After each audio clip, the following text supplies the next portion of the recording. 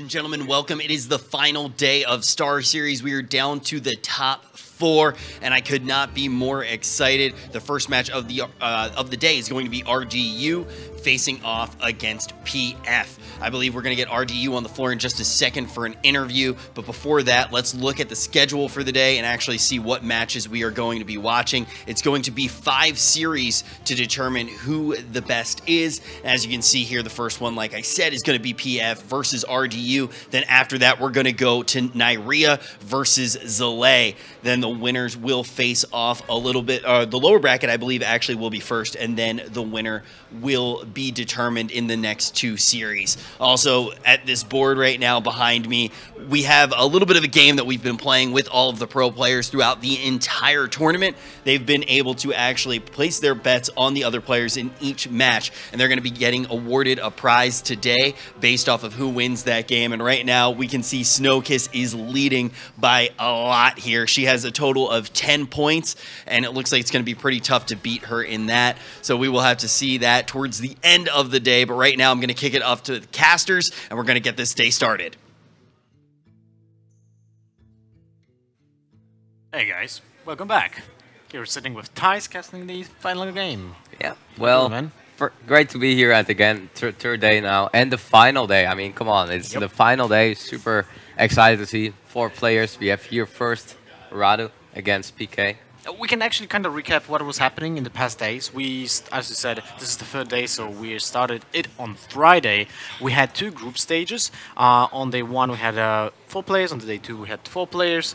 And they are clashing now, the 2 guys that advanced from those groups to the 3rd day, which is today. And we're gonna crown the champion of the 3rd season of StarLadder series. Yeah, and let's not forget, that is what we have seen the last 2 days, but let's not forget the 2 months that have been like people qualifying. They are grinding a lot of way, like a really big grind. It has been for China, a big series where there were like 32 players, and in Europe too, and together with NA. And what is great is we also have now a lot of regions still here. We have Zalay from the US, but we're having Nyria and RDU from Europe, and we are having a Chinese player still in with PK. You can also argue that Nyria is like representing the, you know, Russian-speaking areas of CSI, and that's also very cool as well. We have like kind of 4 regions in the finals.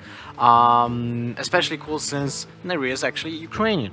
So he's playing in his home country and representing, well, you know, his national pride as well. To be fair, I'm very happy to see Nyria performing again. He had a really rough time like last year with his performance, and now he's keeping it up, like really actually kicking results lately in the few past months. Yeah, like lately it has been now with also the HCT tour that he qualified like first to Bahamas. Now he also qualified for Shanghai. Doing it here in StarLadder, like all the late tournaments, that's just been really going his way. And yeah, he's just keeping going with his strategy. Like he's just finding the decks that he finds really good, and you see him bringing it here again. The most part here and there a little bit more different tech decisions, but overall his more mid-range to control lineup just being really good overall on the board. If someone just tuned in for the first time to StarLadder, let's also explain how are the matches being played. Every single match is a best of. It's a best of 7, and we are having 5 decks for everybody that to play, and one of the classes is getting banned. Okay, so it's kind of standard, but at the same time, when the pool of players is so small like here, because we have only 8 players competing here in Kiev, that allows to create a small meta game for the tournament. That means what you're gonna see today, and well, for the past 2 days, is different decks than you usually see in tournaments, in Conquest. You also have seen that people predicted it. I mean, we have some more aggressive players. A lot of people qualified with aggressive lineups. RDU, Nyman, they are pretty known for a more aggressive playstyle, so you have been seeing a lot of people that kind of bought some anti-aggro lineups, but didn't really pay off with only one aggressive lineup actually on the field. RDU had a hard time, but now let's actually talk to him, because Richard is standing with RDU before his match. Just found RDU. Now, we actually got to head over to the venue together today, and the main thing that you were talking about this entire morning was just percentages. You were just looking at each opponent, trying to figure out what percentage you had based off of just the lineups, play aside. Is that usually what you do to start out each day of the tournament, or is that just grand final jitters? No, I like to be very technical about the game, especially when I know my opponent's lineup. I can look at every single possibility and draw some calculations. And based on that, I will try to see what is my best chance of winning. And I feel like I'm unfavored lineup-wise against all three of my opponents, or at least my potential opponents. But I can handle pressure pretty well. I can play without getting tired because I slept really well last night. So maybe those small things can help me win. Yeah, I know. You kept saying to Zalay this morning, like, yeah, are you tired? Are you tired? You kept trying to double check whether or not he was. But the other thing that the percentages don't include is obviously the plays that you actually make, the lines that you do go down. Do you feel like you are in a place to play better than the rest of the tournament based off of that sleep? I don't know. Based on yesterday, I wouldn't be so confident, but I'm trying to do better today than I did yesterday. And if I do better than yesterday, I have a good chance. If I play like yesterday, I probably don't have a chance. Does that make you play better, though, when you feel like, okay, yesterday I definitely made my mistakes, I've reviewed them, I know that I made them, like I have a place to improve from? Or do you feel like that somewhat puts you in a bad mental place? No, it motivates me. Today I'll do my best. Ugh. All right, well, you heard it from RDU. He's going to do his best. He's flexing on camera right now. He's going to go jump into his match. We'll throw it up to the casters and get it underway. All right, he seems to be pumped. Did you see that? Yeah, he kind of needs to get buffed first as well. Yeah, well, sure. But I like to see it. I like to see the passion that, I mean, already so long competing, and now really, also for him, like it's for him and Nerea, both just making it to Shanghai as a top 4, and now both are here. Like sometimes, yeah, there is a lot going on in Hearthstone, but that you can have such consistent results, it's just great to see. It's amazing to see that players are putting consistent results, as you just said. Although, yesterday we have seen that both RDU and Nerea had problems during their matches. The plays were shaky. Both actually, I think like every single play yesterday was kind of like not really fully comfortable with the decks and the decisions they were making. And that also might mean, I mean, that's the result of basically the fact that we have a different metagame here, and the decks are a little bit different, so they might be lacking the practice that they put into those decks, right? Yeah, it's a little bit hard to say, because I felt RDU was playing some of the decks that he might have a little less experience with. Pretty alright, the Mage, I think he was like doing really well with it. Shaman being a little bit more shaky, but maybe it's also a little bit newer deck. And the Nerea, a little bit surprising more with the Taunt Warrior, what is a deck that he has been playing a lot lately.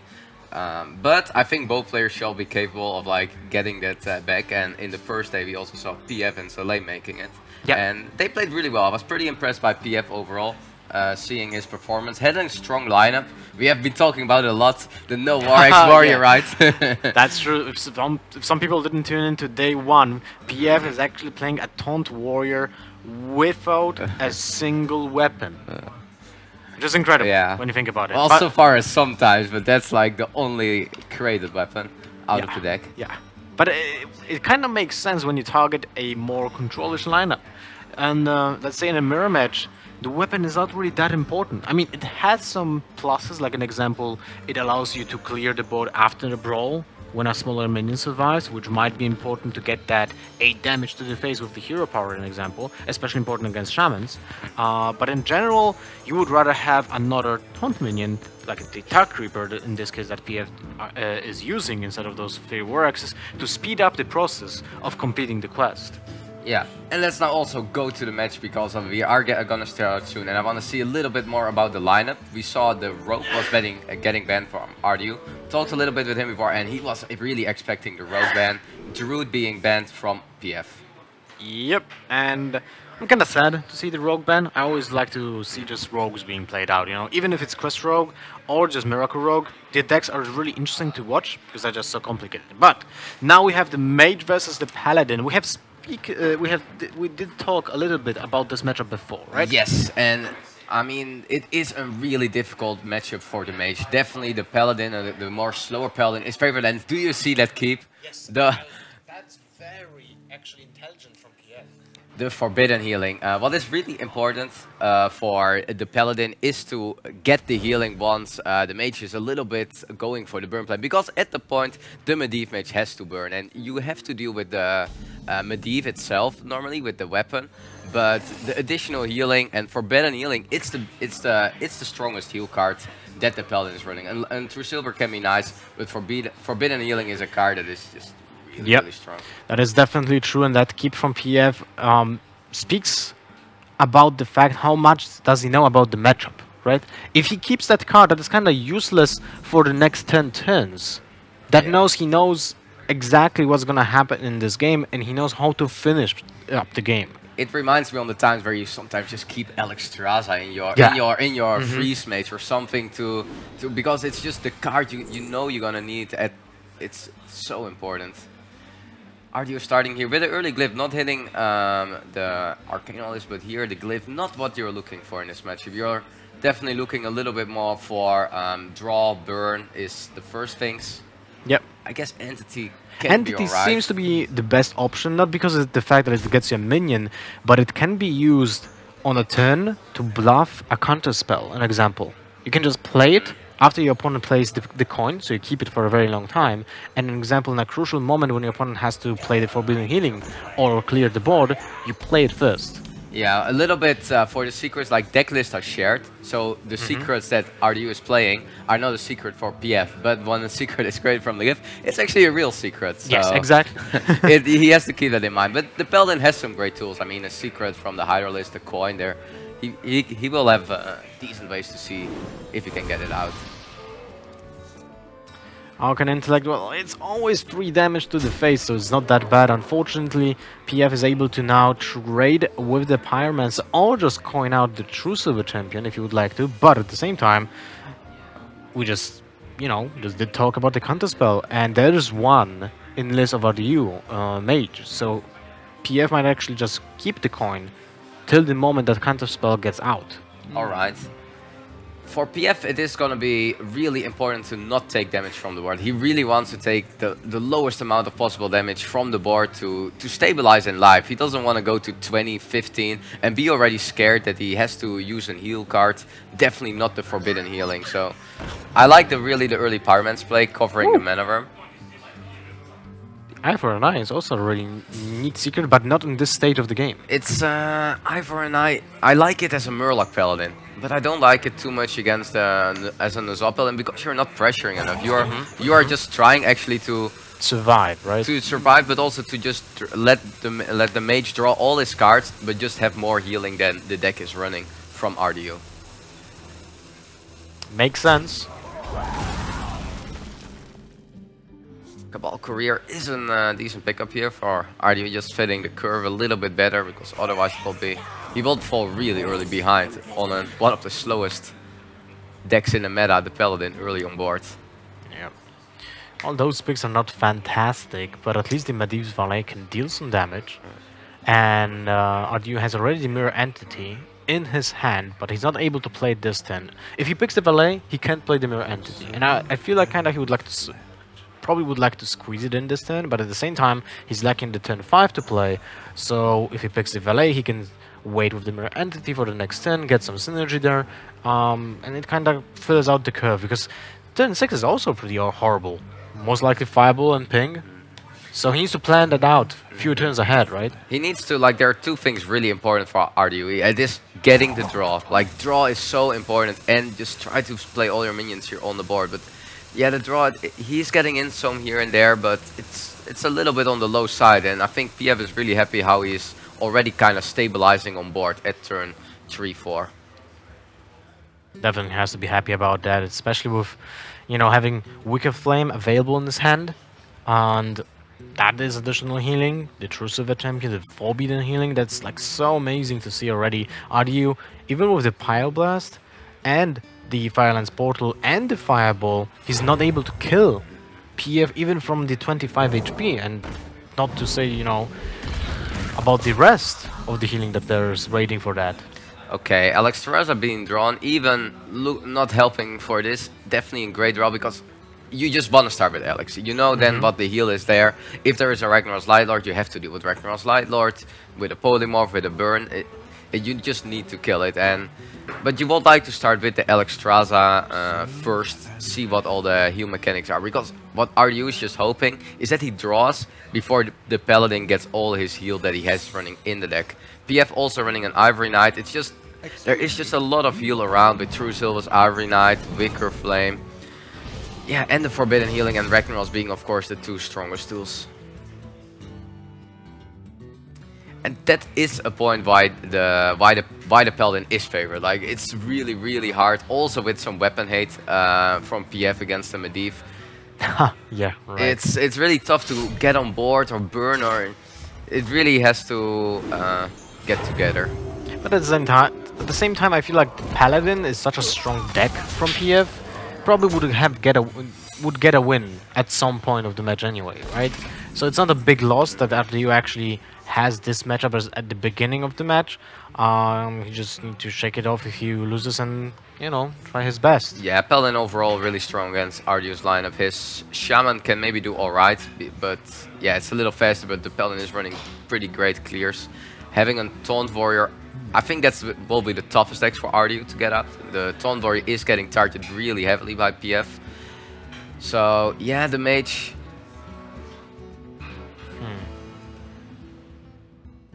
Yeah, it's not too much great place here for RDU. Pinging seems alright into the Hydro list. It's so weird, especially with that that secret. Now he knows it's not Redemption, it's not Getaway Kodo. Yeah, I might be thinking of Repentance. It's not... Maybe for this matchup there are some times where you are like, yeah, well, it's at least better than some others. Wow, both players really having a little bit of a slow... Yeah, well, they also are not really having the ability to play it much faster. And RDU needs to keep the burn in hand, so as much as he would like to play the Firelands Portal on curve, because it's such a fantastic card there, he doesn't want to lose the amount of the additional damage that he can do after Alexstrasza, so I'm guessing he's looking into maybe even passing next turn to play turn 8 Manavern Flame Strike and then play Alexstrasza. Yeah, it's for RDU really important that he has to realize every burn spell he's gonna play on a minion is not gonna get into the face of PF, and he needs all the burn. If you lose a Firelands Portal now, losing 5 damage can be alright, but you cannot do that too much. Yep. Man, this is such tough decision for RDU to make. If he wants to expand with the Manavim and the Medivh's Valet, this is the turn when you want to do it. If you want to play both. Because you know you're gonna kill at least both creatures, your opponent can kill one in exchange.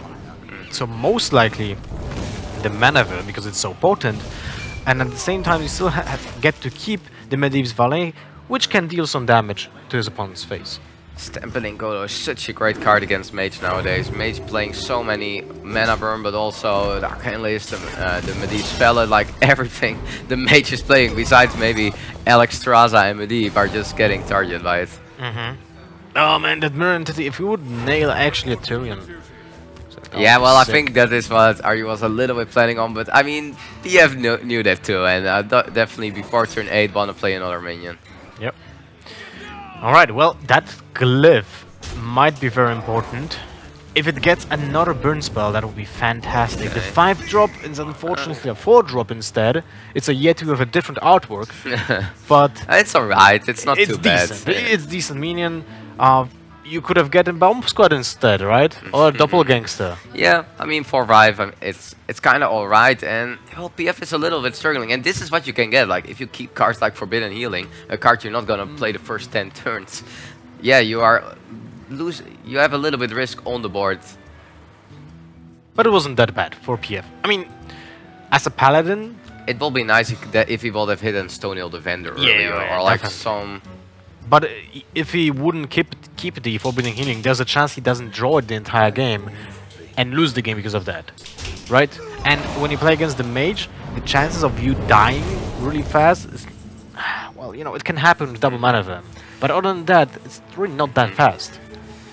RDU's version is also more for the aggressive matchups, and you see it here. He's running 2 Volcanic Potions. They are not gonna pay off too much against Paladin, so RDU has also got some cards that are really not gonna do too much in the late game either. I'm just watching Firebat getting I think dyed. I mean, he's dyeing his hair with his spray can. I think Firebat is indeed dyeing his hair, guys. Yesterday you got vote. Which color would you like to see Firebat in? I think pink won. And pink won. Yeah. Pink indeed won. So Firebat, next time you will see him in the next cast, in probably like 1.5 hours, you're gonna see him with pink hair. Well, to be fair, his natural hair color is pretty dark. So I'm not sure if that will be actually that visible, you know? Or actually, maybe it is. I see it. I see it from here, actually. So. Okay. All right, Alexstrasza was played, but now, as you can see, the Forbidden Healing comes into play and puts PF back to healthy 27 points. Yeah, and this is RDU kind of knew this could happen, that the Ragnar's Lightlord could hit the board or that the Forbidden Healing got played, and now he just has to see, lost one Firelands Portal during the game, lost some of these Valid. Can he deal the additional burn? And there is enough burn for RDU to do it, but if PF is going to find this Ragnar's Lightlord, things are becoming really problematic. Or the Ivory Knight even. Ivory Knight, yeah. If the Ivory Knight is going to hit well and hit an heal card or an expensive mana card. Man, that glyph was awful. He had two pretty bad glyphs. You're looking for draw or you're looking for burn normally. Entity being alright for value, but yeah, not what you are looking for in general. And are you actually being able to just let the Alexstrasza be here on the board and maybe sneaking in here and there a little damage? And every damage matters for RDU. Every damage matters. Okay, kind of like what PF is doing here. Going first with the Steed, knowing of the Polymorph that might be there in the hand. And we indeed see that RDU is having the Polymorph. And, well, with having two Tyrions, you might be happy to see a Polymorph being gone on a Stonehill Defender, even being buffed. Yeah. I mean, that's so weird. Like, if RDU just commits to ignore the Stonehill Defender, that means he's on the plan just to burn... just to burn his opponent face with spells, but he's still lacking that damage. I mean, we are seeing that he is not lacking at the moment the damage. He's having 19 damage in the hand, so with a ping, it's just enough. But it still takes a lot of time. Oh, you can just Pyroblast the face now. And the only tricky thing is... That was the eye for an eye. Yeah, but it's still not so. I mean, if their Pyroblast comes out here, like, there's not enough pressure for PF going. And I really want to see RDU just playing the Pyro. Yeah, this is the best turn to do it. You know that if PF is gonna, like, there is no Ragnar's Lightlord, that would have been instantly played. And RDU really can sneak the win in here now, like, with the Pyro in the face. You don't have to be scared, you don't have your Ice Block up. It's a little tricky for RDU not having an Ice Block up, but seeing this board, knowing what your Paladin you're facing, you want to play around True Silver with Consecration maybe, what is an additional 6 damage, but still not being lethal.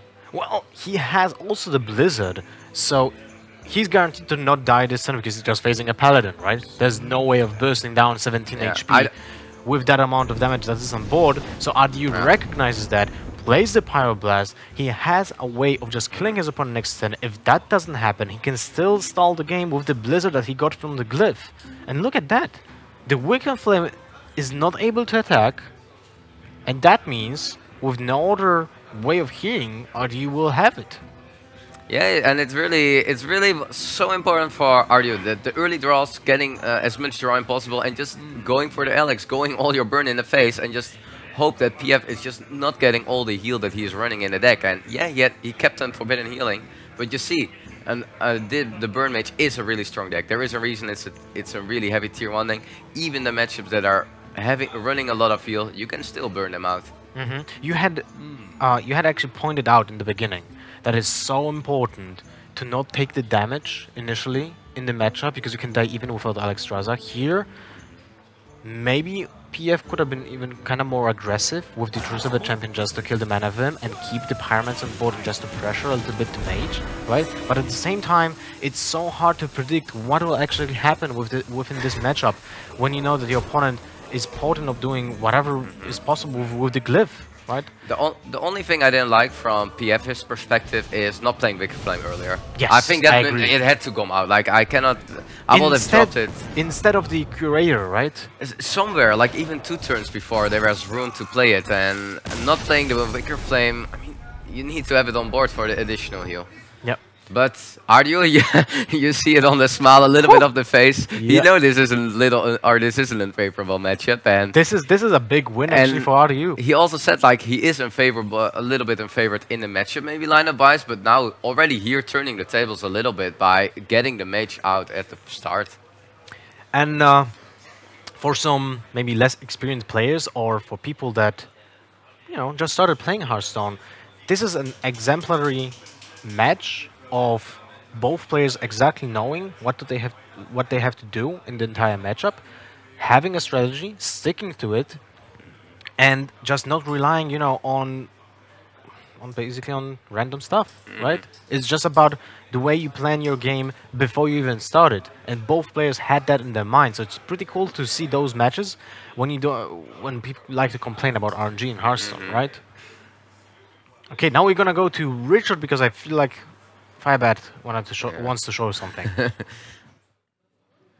Yeah, in the middle of the cast, you guys started to talk about it. We are on the floor in the Twitch lounge here at the venue. It's going down right now. Firebat's hair has been sprayed pink. How are you feeling right now? I'm feeling pretty pink. Yeah. You're looking pretty pink too. You said it was very cold though. What's going on? Yeah, I don't know. I felt really cold, the spray and stuff. All right, so is this the beginning of the end? I gotta get down to your level right now. Is this the beginning of the end? Are we gonna see you in a zebra suit next tournament? Yeah, it might be. It seems I'm going full Frodan, so... Frodan, watch out. This man is coming for the hosting gig. Now we're going to go to a quick video of our winner and get an interview for them and get into the next match.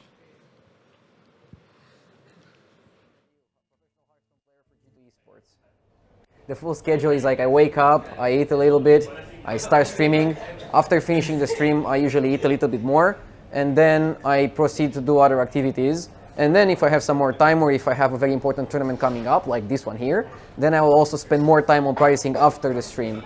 But after the stream, I do anything from going out to going for a run, sometimes doing some more different activities, but I like to just alternate it in my free time. Well, I don't have any schedule. I don't impose to myself to play more than my body needs. I just feel like in the early stages of an expansion, I need to play more to understand the game faster than the other players. But once most strategies and the best decks are discovered, I don't need to put that much time into practicing them because I already played at the start of the expansion. So I just need to find time to polish individual decks and feed them together in a good lineup and try to outsmart the other players by building the better deck. But in the early stages of the expansion, I play like a madman, I play like crazy. Well, usually I'm very emotional when I'm streaming. It's way easier to get tilted and to feel the game if you're constantly talking about it and interacting with the chat while you're doing it.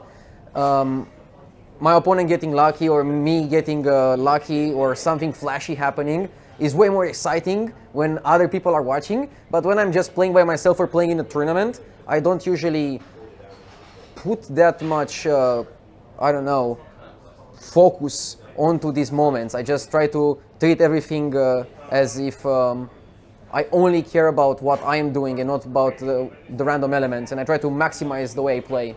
Depending on how big and important the tournament is, I might care if I lose, especially if I lose because of RNG. I know normally you shouldn't care if you lose because of other elements and you should just proceed, but it's hard for the human brain to accept that you are unlucky. Where if I lose a big tournament because of my own mistakes, that kind of motivates me to become better and play more tournaments and just be better in them. When I lose because of RNG, it just feels demoralizing. You feel like, why am I, and it's just like not really a good experience. But this doesn't happen that much. Like most of the time, you're actually losing because of yourself. A lot of players try to find one situation where they were unlucky, but like I think most players lose because of their mistakes most of the time. No, I haven't thought about quitting Hearthstone yet. I still think I'm doing very well in tournaments, and I don't know, I think the game has a good future if Blizzard is willing to listen to the players more. I don't think they're listening enough to the players currently, and that can be a dangerous trend if they get another competitor that is willing to listen to the players more. But personally, I like Hearthstone a lot, and I will stick to it for the near future. So I have a lot of people that actually support me. Probably the biggest supporter that I have in Hearthstone is my teammate Thais. We've been in the same team for like 3 years. I don't know, like so much time. And we know each other very well. And we are actually always supporting each other for tournaments and also sharing some life experiences. And we talk with each other about any subject. And outside of Hearthstone, my parents have been extremely supportive. My parents really supported me playing Hearthstone, and they helped me in any way I needed to improve in my career. If there is any person that I can call a mentor, that would be Life Coach. He helped me improve a lot in and also outside of Hearthstone. So I owe a lot to Life Coach for very good experiences. He's like probably the smartest person that I ever met, and he's an incredible person. He helped me a lot with so many things. So, the meaning of Hearthstone, that's a hard one. Well, I think Hearthstone is a very complicated game, way more complicated than people first think of it when they look at it and when they play it. I feel like the game requires so much knowledge at the top level of play, because everything matters in a percentage. Everything from bringing the right decks, to having the right cards in those decks, to understanding the matchups of those decks, and also to understanding what your opponents are going to bring. And then what you bring usually relies on what your opponents bring, so you have to like predict what they bring, and then you have to understand what you brought perfectly. It's way more complicated than people think it is. And that's very cool for a game that is supposed to be very easy, because it is a very easy game to understand at first. When you play it for like one day, you can see the basics and all that. But when you play it for 1 year, I still don't, or 2 or 3 years, like me since the beta, I still don't think like I understand the game perfectly. I think I have a very good understanding of the game, and I can adapt very easily to the new meta games and to the new cards that they release. But I still think I'm far away from perfectly having an understanding of how everything functions in building a tournament lineup. StarLadder I-League StarSeries Season 3 finalist, RDU. Two things are certain. One thing is that RDU likes to talk. Second thing is that from those, like, you know, scenes with the players, you can make perfect, like, Twitch emotes. Oh, yes, definitely, like definitely. RDUW, that would be like a perfect one from one of those, you know.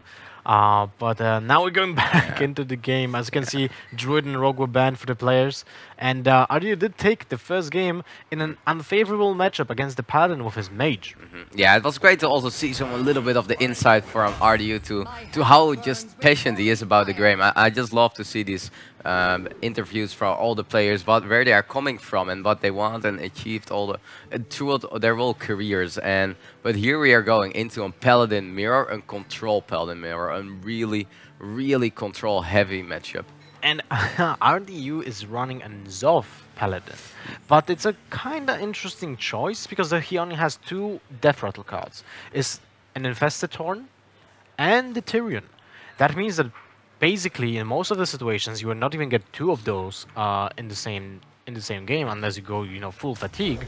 But at the same time, there's a Hydrologist that can get you Redemption or Getaway Kodo that can give you more Infested Torrents or Tyrions in general. Yeah, and also already reviving in Tyrion. I mean, we are paying 8 mana for Tyrion, and we are often really happy to play that turn 8. If you can play at turn 10 or 5-7 by just getting Tyrion back on the board, sometimes already good enough to get your Nazat going.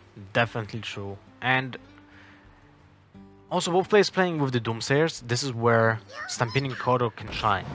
This is one of those cards like, oh man, if I can just swing the tempo with a 5 mana card, destroying my opponent's Doomsayer's plan, because usually you just set up a Doomsayer turn and you don't develop anything. So if your opponent neutralizes the Doomsayer with his Stampeding Kodo, in the result, you actually kind of lost that turn. Yeah. Now looking at both of the decks, Paladin mirror of course really close, but have to give the favor a little bit to RDU here. Knowing that PF is running a more heavy heal version, not be really important in this matchup. A lot of more anti-aggro tech cards. And I don't think, and with RDU with having the ability to maybe get an Azot going or dealing additional weapons, she'll maybe have a little upper hand. The fact that you pointed out the healing might be very important here, because the matchup is so slow, they probably won't have anything to heal till like turn 20 or something. Yeah, maybe a little bit damage here and there. Also for PF, he's running a double Primordial Drake, not really super key. I think both players are just looking for Stonehill Defender, looking for the Curator, and looking for Tyrion already. It's just a matchup you keep Tyrion in your starting hand. does PF play any weapon destructions? He's playing in Harrison. Right? Yes, he has a Harrison. And that means RDU has to be very conscious about the turns when he's playing the weapon. It's either before he plays the Tyrion to bait out the Harrison so he can have the Ashbringer like in a safe place, or just swing it already. It's really a difficult turn here actually for RDU because using the coin here means you're not coining Tyrion, you're not coining your Nazat, and playing the Kodo here on the Doomsayer looks really appealing, but you are only defending your Wicker Flame. Yeah, and that Wicker Flame is just a 2/2 basically. The Divine Shield. Actually, if you just attack with the Wicker Flame, because you have to if you want to play the Kodo, that means you're literally saving a 2/2.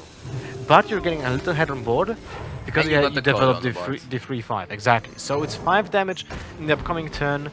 The minion is kind of hard to remove because it's a 5 HP, so it doesn't die to the choice of a champion.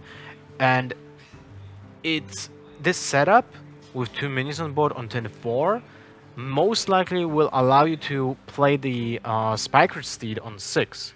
Spiker Steed is a key card in this matchup. Like, it's in such a value game heavy matchup, you need more than your opponent. And Spiker Steed, if it can connect at turn 6, it's one of the only cards Paladin doesn't really have the best response against. It's going to be an Elder maybe, or it trades it, but otherwise you're just going to get the full value of the card. Forbidden Healing drawn for RDU. He actually has only 2 healing cards. Forbidden Healing and the Ragnar's Light Lord. And that's about it. Drawing it now, well, slightly unlucky, but at the same time, PF has his Ivory Knight, which is a card that is not really the best, but at the same time can get a little bit ahead because of the fact that he can get something out of the deck list. Yeah, PF will like to have fully clear here on the board to not let RDU connecting a possible Spiker Steed. We know it's not there yet, but it's really a so dangerous card. Like, if you're giving your opponent the opportunity to connect the Steed, it just becomes super, super difficult for you. And he has no way, so he has to be okay with that. Redemption being played, that Redemption will be saved for turn 9 when you can just play Tyrion, play Redemption, and probably just kill your own minions before you do that. And after that, your opponent probably will not try to kill Tyrion, and it will just pass. That means that PF will gonna just pass the turn as well, not play a single minion, not even use the hero power, and then it will be like an impasse. But so far, it's still anyone's game. Yeah, RDU wanting to trade every minion away here. No, not giving any ability to let a Steed connect, or just being also super clean on the board. Both players actually have the same situation. They try to clear the board before the Spiker Steed is like a guaranteed play on turn 8, right? It's super important to just not lose the board before your opponent can play something really big behind that taunt. Like the Ragnar's is actually so impressive behind the wall of a Stegodon because it has high HP, so it can trade. Then it can get healed, and you get infinite value from it. For PF, I would like to maybe attack first and play the Ivory Knight. I think you are always trading with your True Silver into the Kodo, maximizing your heal a little bit better, even it's a small difference. Sometimes these heavy control games are coming down to 1 or 2 HP. Okay, well, those are not the best choices. Although I was thinking for a little bit about the humility. Yeah, I was thinking of it too, but it's a decent card choice because it's like basically an additional Peacekeeper without the body, and PF still has his Kodo in the deck. Already a lot of great targets for the Kodo. Are you having this is so typical to these control matchups. We're just both players sometimes if they feel the value is not enough, for example, from a Tarim, we're just gonna hero power and that's the turn. I mean, Tarim is one of the best answers actually to Spiker Steed, right? It just denies the big buff, the first big buff, and that can just give you more value in the in that crucial mid-range. But now we can see PF not waiting for the Redemption turn 9, just drops the Tyrion.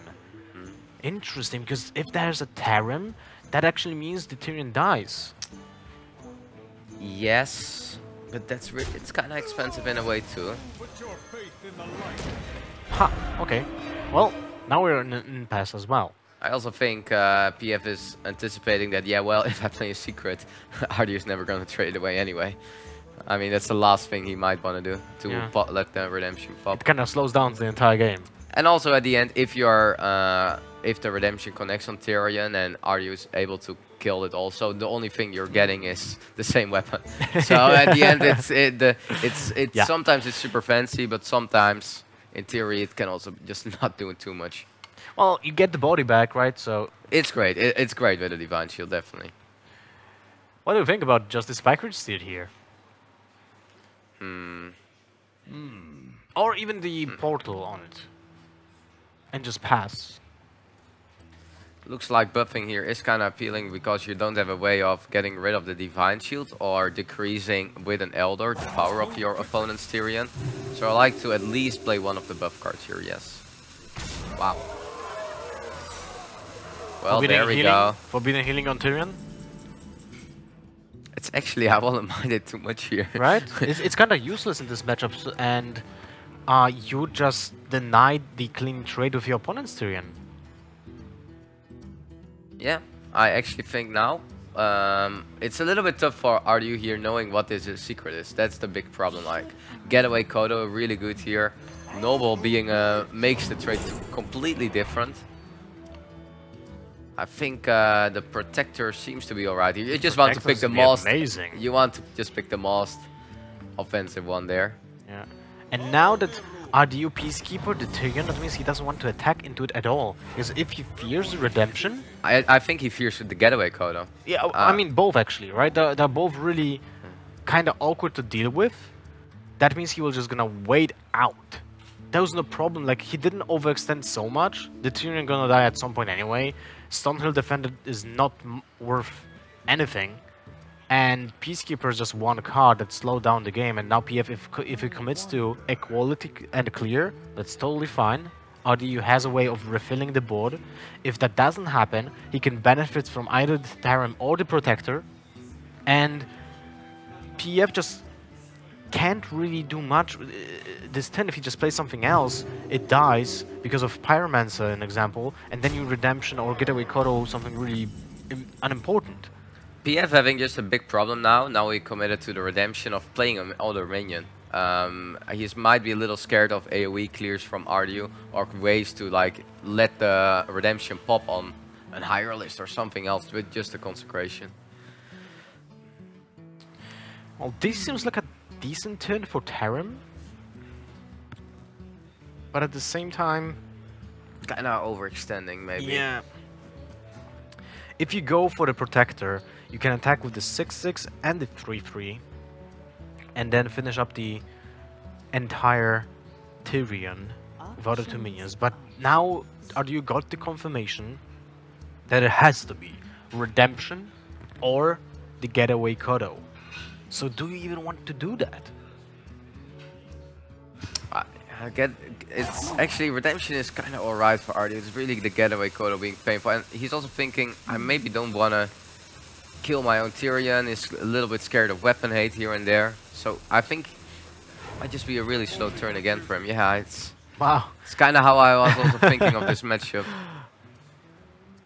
If you don't have to play cards, you don't play cards sometimes. And PF just can commit into another buff. Or play the Ragnar's Light Lord, attack, get maybe a heal on the Tyrion, because it's actually the Tyrion has 2 Spike Steeds on it. It's actually 18 HP.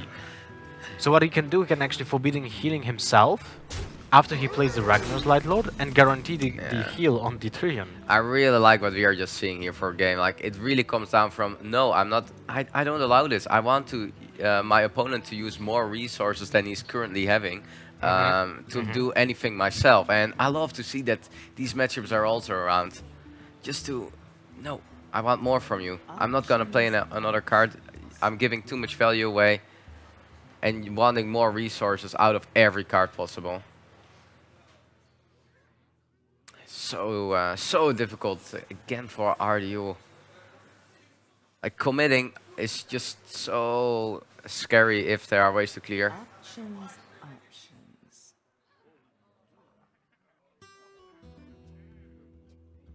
it's so difficult to. I mean, he might even consider. Nah, you cannot do that. But it's the way to play around Redemption the best. Yeah. In a way too. The problem is that RDU has already almost a full hand. But that's the problem in this matchup. Like by doing that, you give your opponent a great consecration, and he doesn't even have to spend his equality or his other raise. And there we go, another dude. Do you see the army of dudes that RDU is making there? He's missing the Quartermaster. Yeah, exactly what I want to say. The Quartermaster, or you know, the Adapt, the Stegadon, the infused Stegadon right now would be actually amazing. Can you imagine Poisonous? Not too bad, not too bad. That would be like, holy moly. You don't really care if that's Redemption or Getaway Kodo. Just smash those Stegadons and that Tyrion with those 1/1s. PF just having a big problem now. By playing the Curator, the value of the secret lowers insane. Well, he just can't play any taunt minions. That's the thing. Oh my god. Alright, RDU got a card that can actually play. That's a great card, yeah. Yes, and not overextend basically into the board, because first of all he gains the Death Rattle, and second of all, like he's kinda doing what his opponent did. He's just mimicking.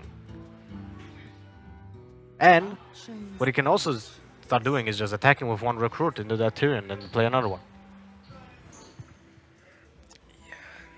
Seems that the Steed is like the only card I like to play here. I would like to see the Steed. I'm thinking if you want to connect it on the Tyrion or more on like an Elder or a dude to switch a little bit between your targets. Finally, he actually knows it's not noble now, I think. I think it's the first time he actually attacks. They're like, okay, hey, it's not noble. That we know now. Yeah. Alright, well, he has 10 cards. He needs to play 1. If he doesn't want to burn anything from his deck. Yeah, the Steed is like the card here to play. Alright, he plays it on a recruit. Is he not gonna attack though?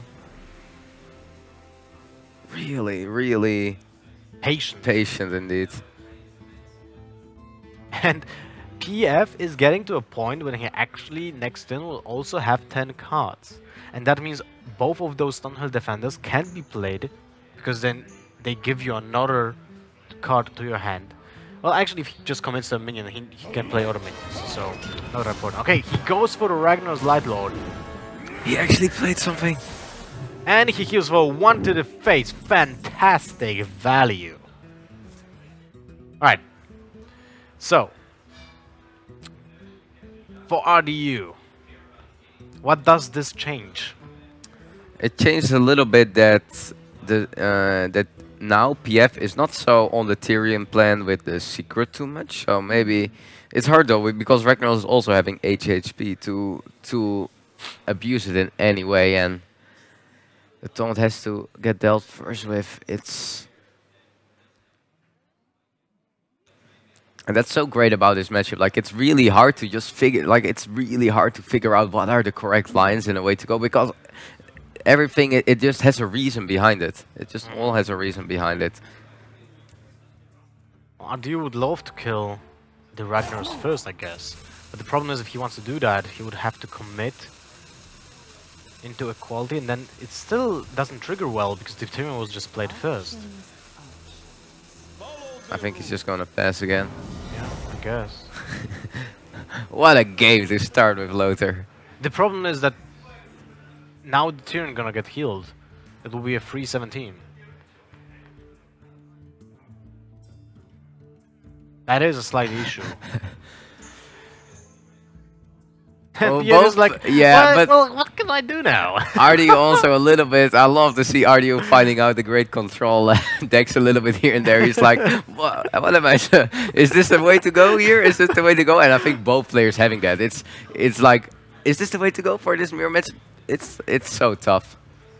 Well, that's the impasse because of the fact that the redemption was played, something that we discussed before it even happened, right? So it's pretty cool to see how it turns out. And oh man, yeah, we didn't have those matches for a long time in Hearthstone. I love it. Hydralist is a card though that is actually really strong in this more mirror match. Like sometimes getting getaway codes, redemptions, they're just really powerful tools. Well, OMPF, what's you gonna do? You are keeping 9 cards right now. I might think of passing. Maybe the portal. Yeah, passed. Fantastic. 317 Tyrion just standing there. Okay. Oh, RDU can play a weapon. Oh wow. That's actually good. He can just play Well, a weapon, not do anything. okay. It's a little tricky because then PF has the ability to kill the Tyrion, and then he loses the full value of the True Silver by PF killing the Tyrion. So it might just lose him the card playing the weapon. You're not the biggest fan of the weapon. And yeah, this Tyrion, I mean, it's having 17 lives, and there are even the Stegadon also have 2/6 that will go out of it. It's so difficult. Like, are you now gonna deal 16 damage in a Tyrion and give him a weapon? It sounds so not rewarding. I'm not actually sure about that last turn when he just passed. Yeah, like now I want drag. to pass. Now I want to pass. Last turn I'm not sure. I don't think I wanted to pass last turn, but now He committed to that line of like play. now you are having to deal 16 and damage still in a Tyrion, and you give him a weapon. There's not much reward into I it. feel that in this situation, what RDU will have to do will be just commit the equality. You know? Maybe he wants to see first what PF is doing here, like He wanting to get 1 or 2 more information and cards out of PF. Well, the line of play that I see is that equality, sacrifice 2 dudes, actually 1 dude, because then the Stegadons come out, and then you can play your Tarim, and then smash other guys. I can see that. It's really aggressive. It's really aggressive. You also give your opponent, like, by setting up the equality, you also make your own board just so weak to Drakes, to Consecrations. Yeah. And there will never be an Tarim connecting there. And, well... Well, that creates a 2-cost minion. Excuse me, you are on fire. Fortunately for... I like this, because you are now, the True Silver just has been gone. It's just a card that has been burned. It didn't matter that RDU played it at all. And you can consider just waiting again, because I don't like the Harrison here. Like, I think PF is stronger in this one. I think PF is doing much better in this waiting line. So I really want to see RDU needs to take some action, I feel. I feel that this is the turn when you need to commit to the quality. Like, you have the weapon, you need to take out that Stegadon coming out of the Tyrion. I don't like equalities like that. What else do you want to do? Otherwise, it's just a waiting game. Maybe Tarim here is alright. I mean, your opponent still has to commit 2 cards with an equality plus Pyro cons. You're facing the biggest minions. The problem is still a little bit the secret, and there's only 1 taunt. If this 2 drop, like this 2 drop is really big for PF not having 2 HP actually. Otherwise, or taunt. Otherwise, a Consecration, for example, could just clear it, and the secret got a get on there. Are you? Wow. Passing again, I guess. Oh wait, something's happening. Not exactly sure what was the reason to attack with the second guy. I guess less AoE, or AoE being a little bit weaker there. I feel RDU is not winning this way. Yeah, that's. I really feel PF is doing a great job. I think PF is having the stronger perspective in the really early decisions. It come down to early decisions where both players were saying, "I'm gonna go for this slope and I'm gonna win this way." And I feel PF is having a better read on that. He has a good grasp on the situation right now. Like, he holds the board position by a firm hand. If he just doesn't let it go, he is still ahead. And that's something very important in this matchup, because the reset button just doesn't benefit RDU enough to pull it with the equality. And the stalemate continues. PF is doing great. I will just, from PF's perspective, I think it's quite clear to pass as much as you can. Like, I guess Hero Power, maybe Forbidden Healing, maybe you want to keep Forbidden Healing. Yeah, I'm not sure if you want to commit a Pyro. You want to play he should sacrifice the 2-drop. Yeah. Good decision. Yeah, just a Pyro or the Forbidden Healing. No, But I like it. the Pyro now will be triggered with the redemption. Yes.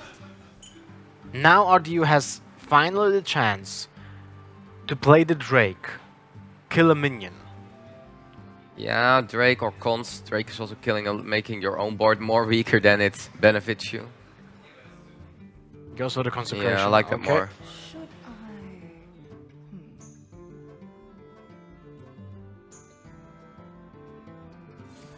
Well, that is an interesting game. Now we start talking. Okay, secret there. When was the secret being played? Long ago, but it was turn 9. I think RDU may be a little bit surprised seeing the redemption, but also PF had sometimes 9 cards in the hand, so it would have been an overdraw with Getaway Kodo. And actually go, yeah, I think RDU maybe had to do it 1 or 2 turns, or 3 turns earlier, taking this aggressive stand, because he can win this. He also is having Nazad. He is running Nazad. PF is not running, oh, he's stacking. He's stacking. Well, he killed the high value minions right now. And unless the Stonehill defenders will get... Ooh, I don't like that. I wanted to clear the Pyro there every time. I don't like to keep Pyro up there over Rek. Like, Rek doesn't do much as a 3-3, and... Yeah, I agree. Like, this is really... I mean, equality is just also in consecration. Every single card now clears just 4 minions. I mean, even a secret here is kind of it's just a full board wipe almost. Yeah. That might have been a huge mistake from RDU. Unless he just wants to bait out that. Yeah, but you don't want to bait out just a simple 1 mana or 0 mana spell. Like, it's true. Really the Pyro had to get traded away there. Well, now let's see a reaction from RDU. Oh, okay. Looks like equality for PF. Oh my god. Yeah, I feel this is PF is getting way more value out of his cards than RDU is doing. RDU running the Nazad, so he is having a little bit more tools, but this is really going PF's way in getting ahead in value, I have to say. You think RDU will have to commit to Nzov right now? Yeah, maybe Dragon is alright here, but... Yeah, the Drake is not that bad, especially when you have the Protector in your hand already. Also, Nazad, like now getting the Tyrion, not necessarily so great because you're losing your weapon value. Yeah,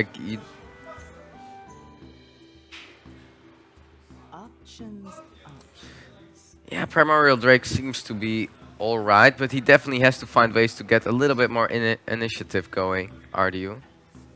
It's kind of sad that he didn't have the occasion to play Hydrologist before he actually committed the Tyrion, right? Well, he can still do it for now, maybe. He can go with the Nazad and finding the Tyrion there, maybe setting up the secret the turn before.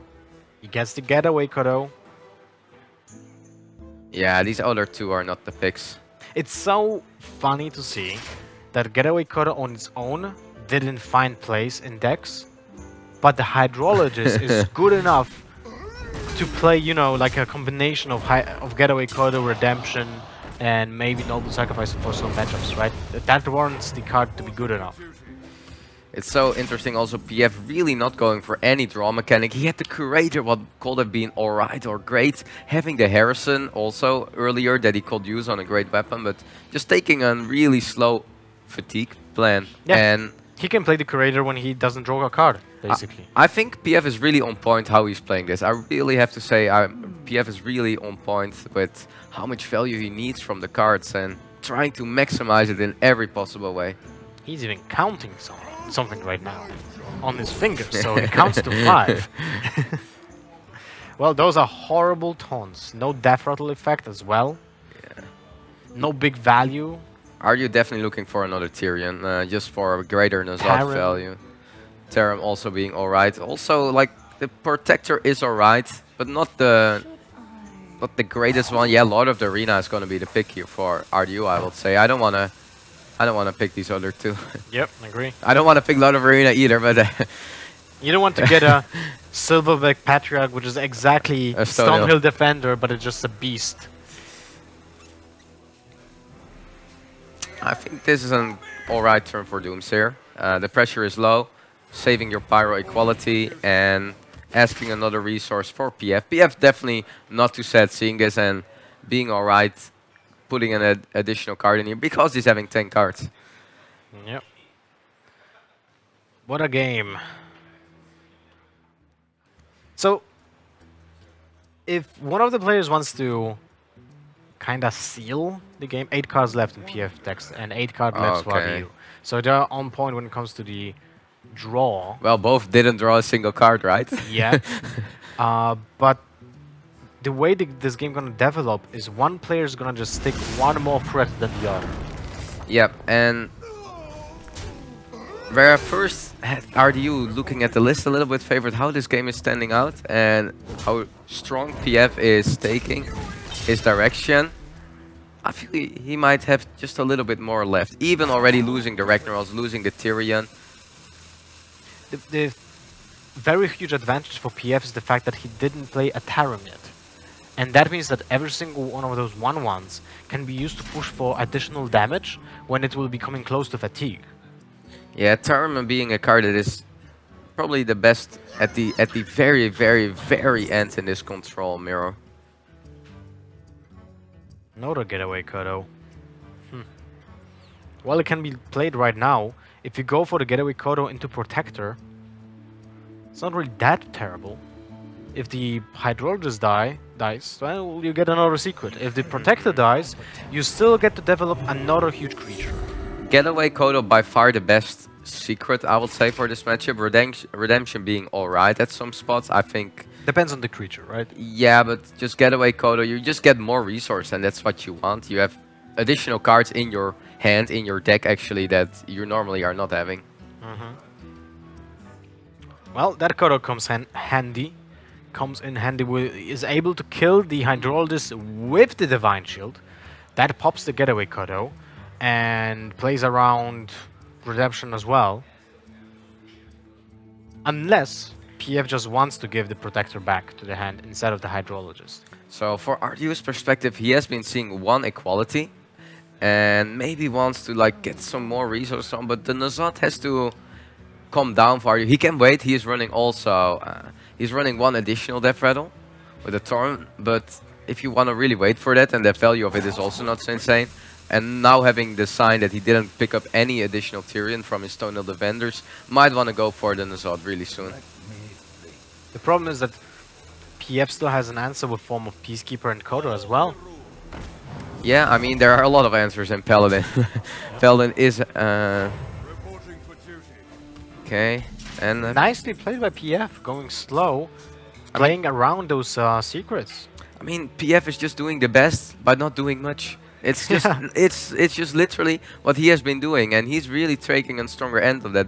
RDU tried it, but he didn't really get the value to really do it. Options.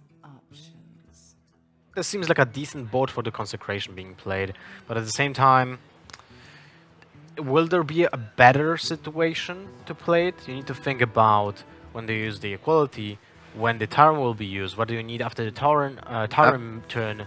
Is that Pyromancer and Consecration and so on? I think cons with Lord of the Arena seems alright. You have a full board clear here, and well, you don't want to pay you don't often have 6 mana for a Lord of the Arena that you're like, yeah, sure.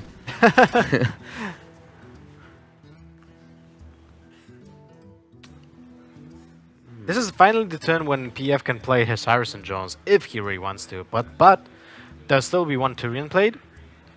Yeah, but Harrison, I don't think Harrison is here for him to draw too much. He's having the issues of having a full hand, a lot of the arena actually being a little annoying for PF. Quite aggressive card as a taunt, and not having a way to decrease the value besides Tarim, what is not a great play here.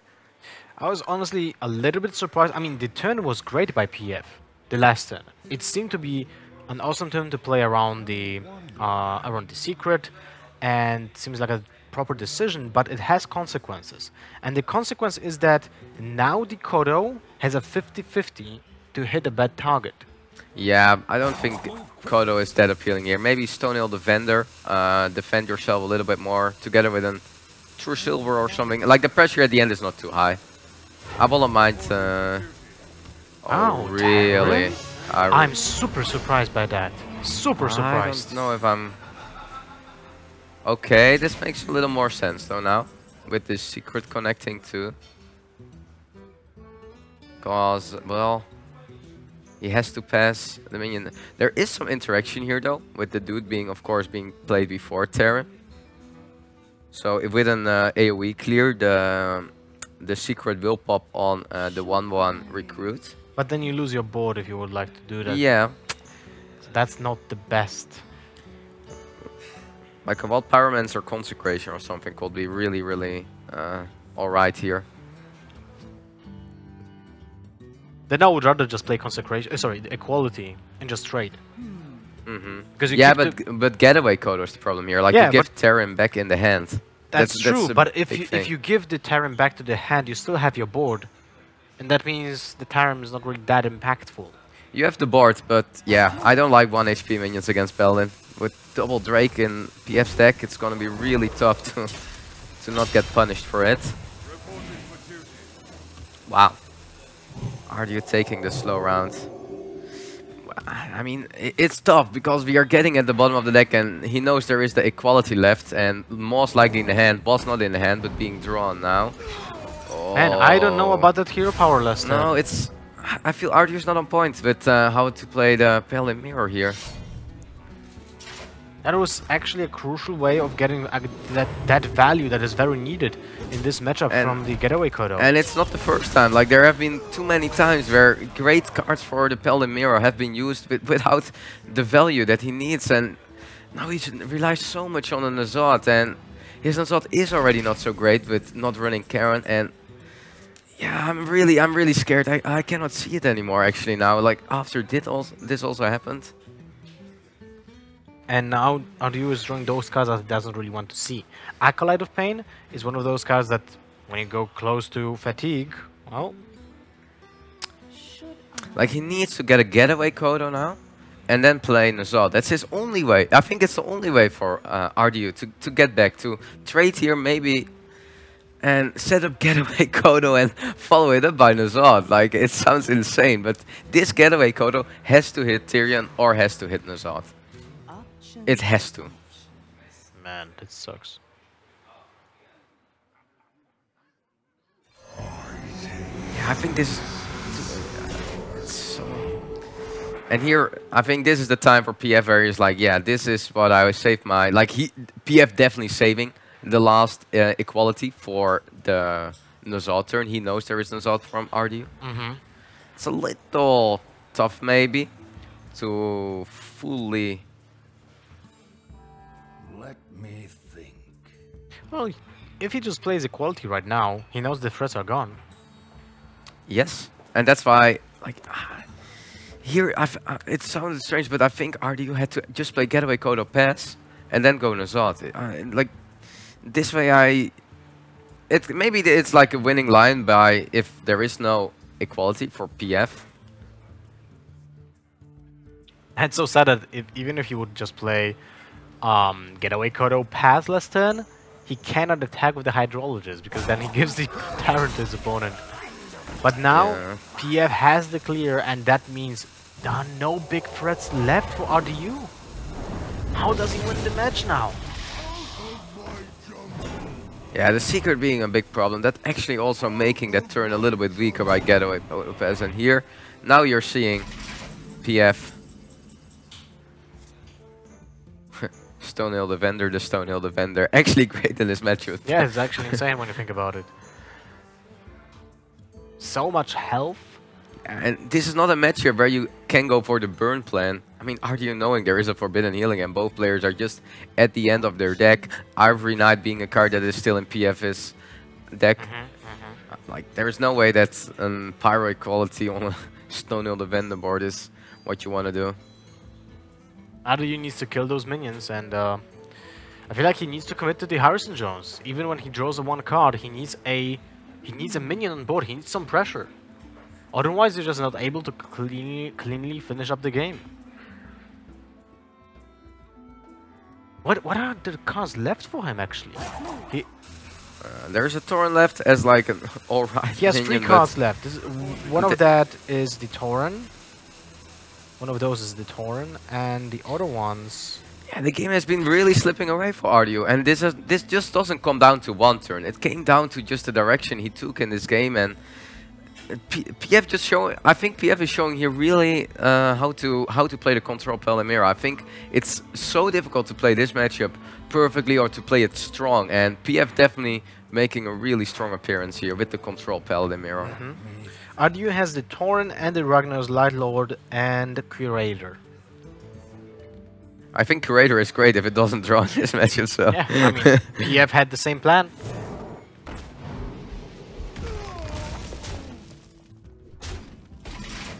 There we go. No hero power, keeping the secret value there.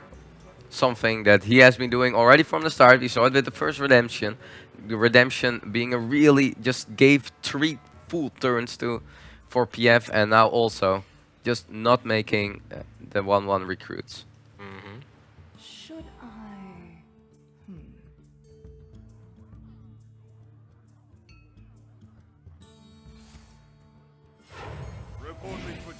Yeah, it's too late to play the waiting line for RDU. I feel it's. I'm still thinking if this getaway Kodo can like get great value. Ragnaros being alright there. Yeah. PF can just do what he already did for a long time and just take it so slowly. He sticks to his guns. I don't want to play a single card for PF. I just don't want to see a card being played. He knows what there is in. Yeah, perfect. Strong play. RDU still has both clears in his hand, but that's just no good way of playing those. Yeah, Ragnaros together with Getaway Kodo is maybe what he was thinking of as the end for a Getaway Kodo to hit. Yep.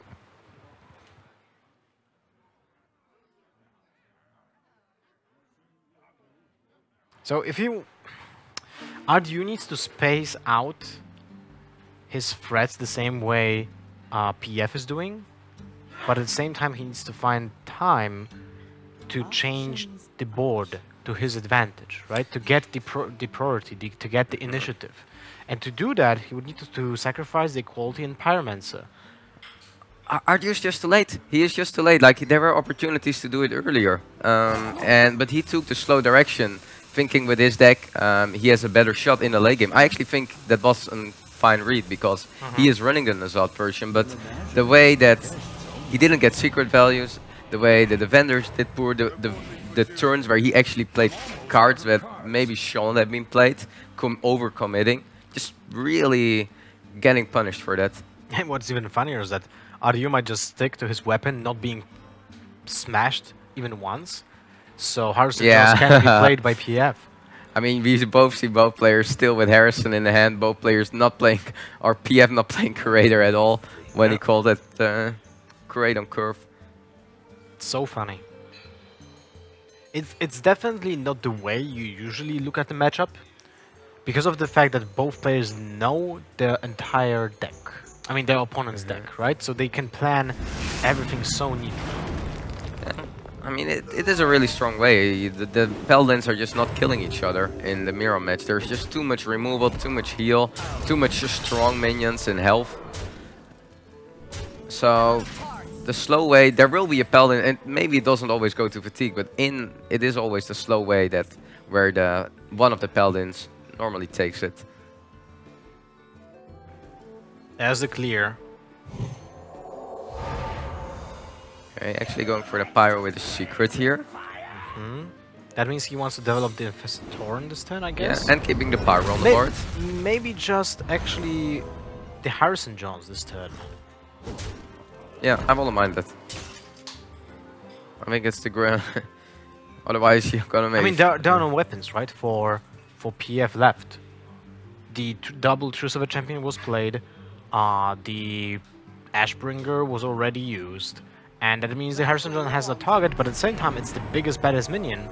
And that's fine. Stonehill Defender, though. That card can swing this matchup still really like on its own. Even though PF has still really big guns in his hand. Curator, the Protector, the Wicker Flame, and the Promoter Drake, all very powerful cards. Yeah, PF is having quite some tools left here, needing to take care a little bit of the life. He knows there is an equality left. I mean, the players are taking care. They can also write some really important things down. One of the most important things to at least write down how many equalities are left for my opponent, and probably knowing there is one left. I would probably just, if I would play in this tournament, I would just print out the decks of my opponent and just scratch out whatever was being played, you know? Sadly, they weren't allowed for that. They can only write during the game, not before, not bring anything before. But yeah, if that was allowed, doesn't sound as a too bad idea. A classic deck tracker, analog one. 1999. Going with the Stonehill Defender will for sure make a little bit more defensive play because he knows there is an equality left. But at the end, equality also killing the board state of RDU. Okay, fatigue is kicking in. Getaway Kodo still for RDU that will trigger from the Doomsayer if the Doomsayer actually will go off. That means RDU can... What he can do? He can sacrifice the Pyromancer, get the Harrison Jones back because it's just a bigger minion. Yeah. Because I don't see a point in just playing anything here. Yeah, but I mean, for RDU, it's just not going the way. Like, he has to do something, and yeah, he's just slowly he runs out of tools to do something, and he wants to maybe like an equality is also 5 damage in the face, but yeah, first needs to trade a Wicker Flame, Divine Shield away. Like equality Ragnaros seems alright to me. Like, well, actually, when you think about it, equality, yeah, I like the equality. I like. Oh wow! Oh, this is not the way you're gonna. So he's keeping the 2/2. He gets the Kodo now. He gets the Kodo, so he gets an additional card. What do you mean Kodo? Oh, you mean the Getaway Kodo? Yeah, no, because otherwise, I mean, PF will probably never kill a minion anymore. Ha! Right, because there are no taunt minions, right? The Ragnaros though is a big threat that needs to be dealt with. I think with Ragnaros on board, Ardu was maybe able to take it there. Maybe can still, but like Ragnaros is also a lot of heal. It's really irrelevant here. Sometimes heal not being the way that matters much in this matchup, but here, now going so slow and both players going in the fatigue, the forbidden healing that is left for PF is pretty strong. Okay. Ooh, a little tricky trade. I mean, like here it's actually really nice to still have the equality left. Yeah. So RDU can so close. RDU can go for the clear and the Harrison Jones. And a dude. And the silver hand recruit. Yeah. And the fatigue for PF is actually 3, right? Right now. No, not yet. I think it's 2. 2? Okay. Both players went in fatigue the same time. Are you just taking 2 here? I don't know if you want a power. Like, yeah, Ragnaros is a thing, maybe. Well, if you play Ragnaros, you know that your opponent has a Peacekeeper still. Yeah, and then you Wild Pyro, equality that turn. I don't think there is win condition. If you know there is a forbidden healing, maybe left to do it now. Yeah, like this.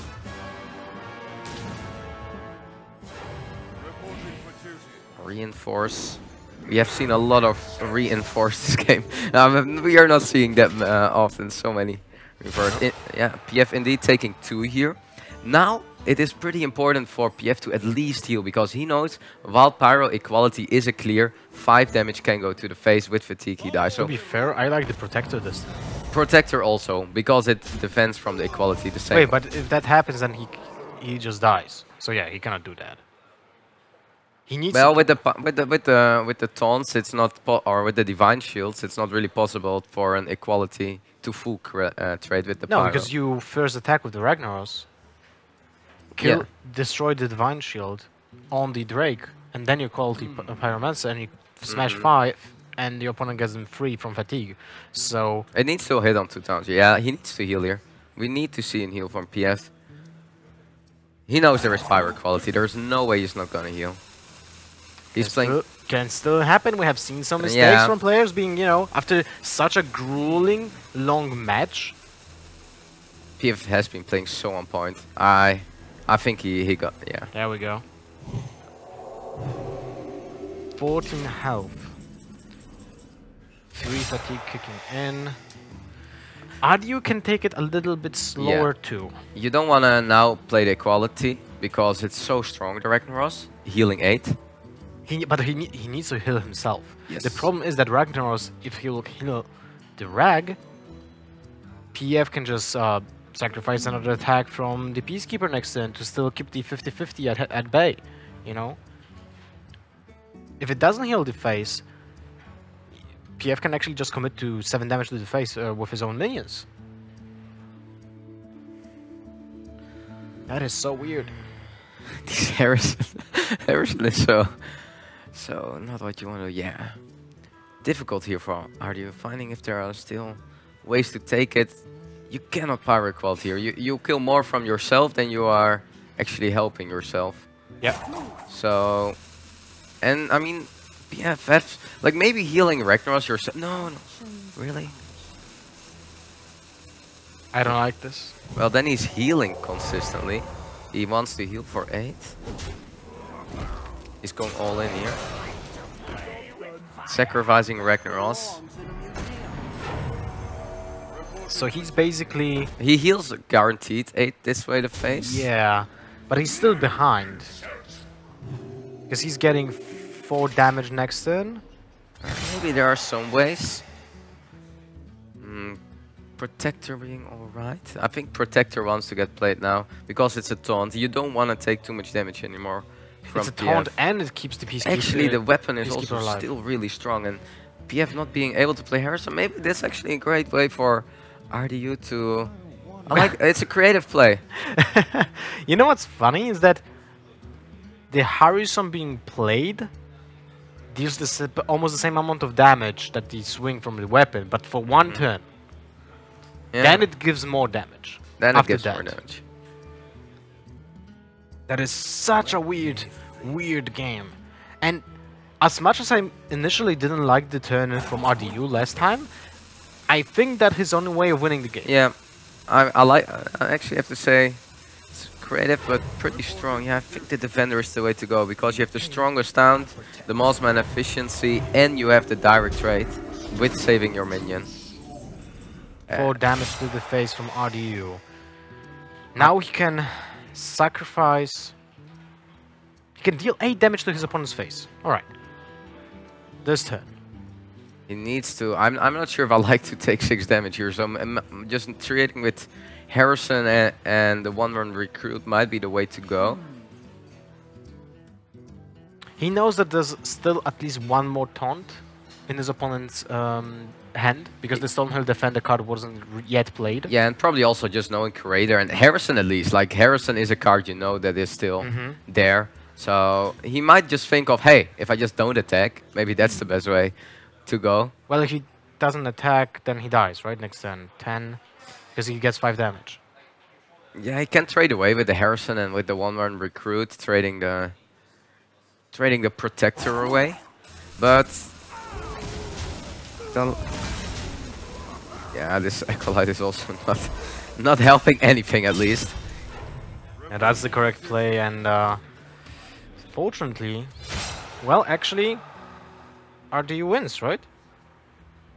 Getting the damage in here is so important. Yeah, here actually taking the advantage of the fatigue. That's it. RDU wins.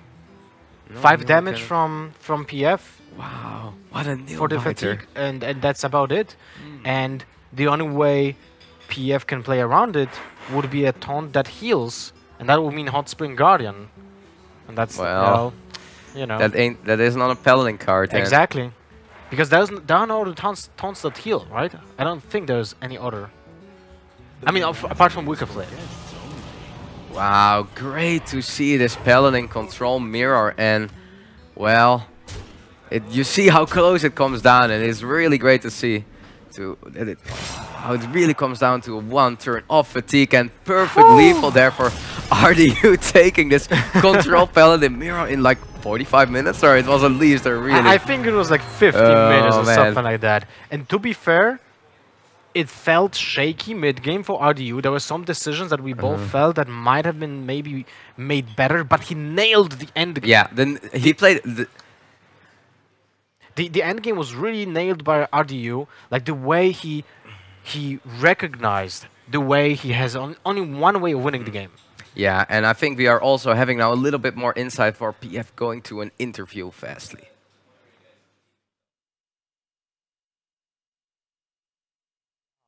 西城南风，大家也可以叫我胖峰。然后现在 ID 是 OMPF， 很高兴这次能够晋级到这边 SLI 的线下总决赛。我希望能在接下来好好的发挥吧。反正已经走到这一步了，也不想太多。每天的话，其实可能会分成2种类型，一种就是马上大赛临近，一种是平常的时候。大赛临近的话，可能每天除了吃饭睡觉，都是在炉石的整个游戏上面去进行练习，或者说进行一些研究，或者进行一些讨论。那平常的话，可能在除了游戏之外，还会去做一些其他的事情，比如说去运动一下，或者说去玩一些其他的游戏，轻松一下。对，就是炉石，因为比较看运气嘛，就是你不一定打得好就能赢，所以有的时候可能会对手一些运气特别好赢的，你会觉得非常沮丧或者非常愤怒啊、生气啊，其实都有。但这种就是慢慢的随着你打炉石时间的增长，或者说随着年龄的增长，因为打炉石也有2年多了，就慢慢的你会把心情平复下来，更有种平常心去对待这样的游戏。暂时应该还没有吧，但是我觉得，因为我之前开始从事炉石，可以说相对来说职业的一个道路的时候，会有去给自己设定一个时间，然后今年的话应该是我最后1年给自己设定必须要有成绩的时间。如果今年还没有成绩的话，我可能会去看看有什么其他的更好的一些选择。但我觉得我有信心能够在今年打出自己的成绩，证明自己。我觉得最大的粉丝可能是我爸妈了，因为从开始打炉石到现在，他们可能和其他父母不一样，可能更开明开放一点吧。他们一直蛮支持我的，觉得我有梦想就应该去追求它，去努力的完成它。他们也会在我比较失落的时候鼓励我，然后可能在我取得一些成绩的时候告诉我不要骄傲，要好好的继续做下去。反正他们一直给我很大的支持。可能插 hope 吧，因为一方面是我们2个可能交集比较多，平常相对一起练牌、一起讨论的时间会比较多。另外一方面，他是我见过玩炉石里面是我见过最认真的人，就是他在大赛之前的准备是超乎所有人的，所以他也确实能拿到一些成绩。虽然说我平常经常说他菜啊，说他鱼啊，但是他这份努力是我一直觉得蛮羡慕，他能拥有这样的一个恒心去做这样的一件事。他也拿到了成绩，我也希望能够有他这样的勇气去这样的努力，这样的恒心。其实炉石作为一个游戏，它可能给我的意义是让我感觉快乐，但其实我在玩游戏其中的快乐的时候，可能是让我自己觉得会有些优越感，或者说在里面我发现我去有自己的一份特长在某个领域里面。所以炉石对我意义可能是让我知道自己在某些方面会有一些擅长，包括能够证明自己是，怎么说呢，就是和一些人比起来可能会更优秀一点，在炉石这个方面这样的一个情况。然后现在的话，一段时间下来，炉石可能已经在我生命中已经比较重要了，可能暂时离开它会觉得手足无措，我不知道应该去做什么。我觉得炉石带给我了很多快乐，也让我成长了很多，包括心态上的，思想上的都会让我成长很多。StarLadder I-League StarSeries Season 3 finalist, OMPF. As you can see, the OM stands for one more. This is the name of his team.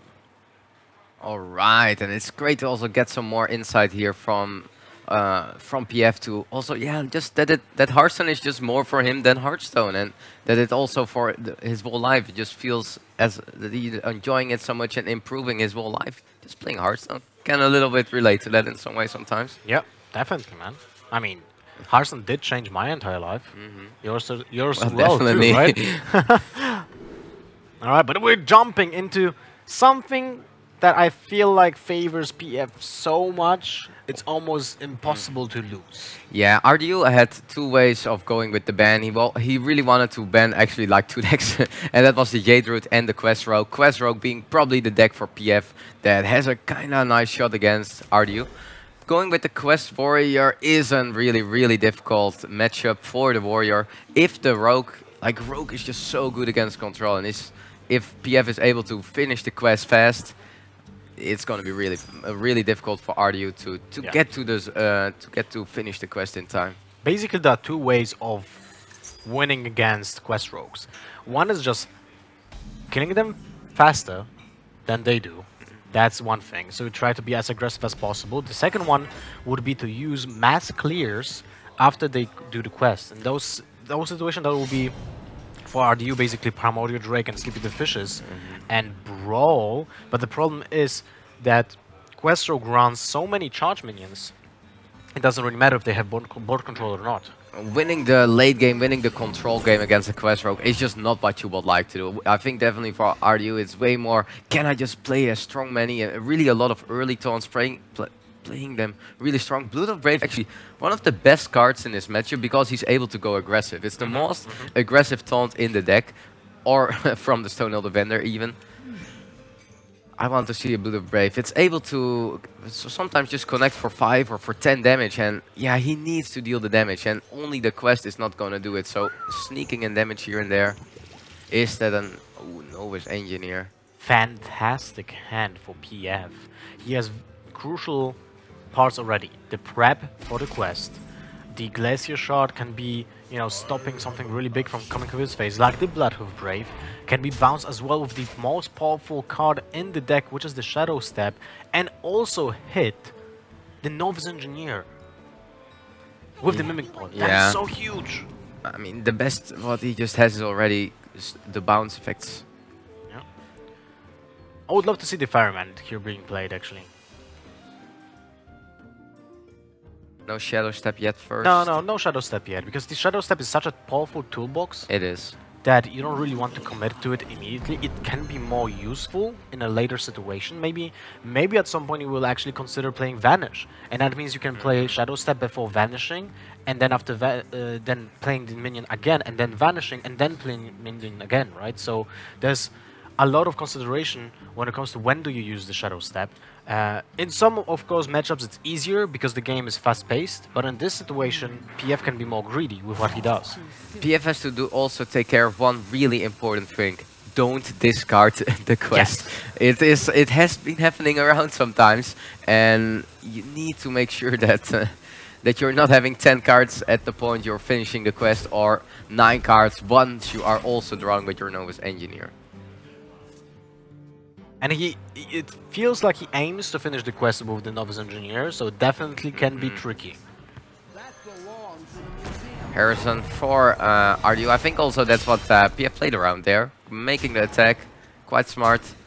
Not and giving the full Harrison value. Actually having 5 attack minions on board for RDU on turn 5, that's actually huge.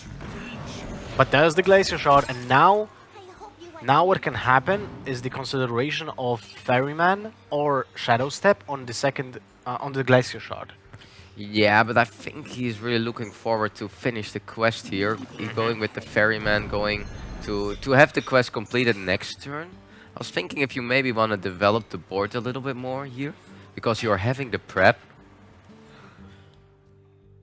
And he could maybe be able to, if he could maybe play 1 or 2 more minions. Ooh. Ooh, that might be a card for RDU to go here. Like, we know there is a double Novus Engineer then, but for RDU it is here like, oh, for the quest, it's gonna get finished last turn. It is also the last turn you can play him. Yeah. Afterwards, it's a 5/5 what you pop out. Afterwards, it's just a 5/5. Well, it's not the Novice Engineer, so RDU knows that most likely PF will just complete the quest next turn. And now, the fact that he used the turret creates another problem. Now there's 1 more minion that will get a 5/5 boost next turn. But otherwise he also puts, if he waits with the red, it's becoming a super dead card, giving it a 5/5. But yeah, needing to probably double trade here. I would actually also trade with the Glacial Shard here. I feel Glacial Shard, or maybe, and the Pirate, because they are still strong bounce effects or from the Vanish. Yeah, I agree. The battle cry minions have to be killed. Especially that the deckhand with bounce can actually get the patches out. We know there's a second hand deckhand and second novice engineer and so on, so we have the full information. Maybe you want to go 5 phase. You think so? I feel like, oh wow, the bouncer? Really? Okay, I would either just prefer phase or the glacier shard, because of the fact that glacier shard will just diminish your efforts to finish up the game. Maybe, I mean, for RDU's perspective, it's also not so likely that maybe the quest is getting finished here, because it needs an novice engineer with a shadow step to get it completely done. Well, it but will happen. Preparation, I mean, also still. There are a lot of ways to finish the quest there.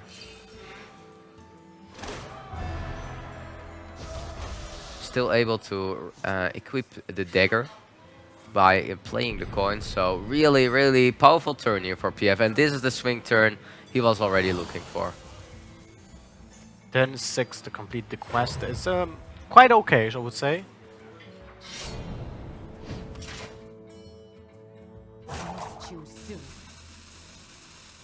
Still has the backstab. Does it help with anything here? No. Well, he could have used it on the dirty rat. Yeah, but I think he's fine taking 2 damage there.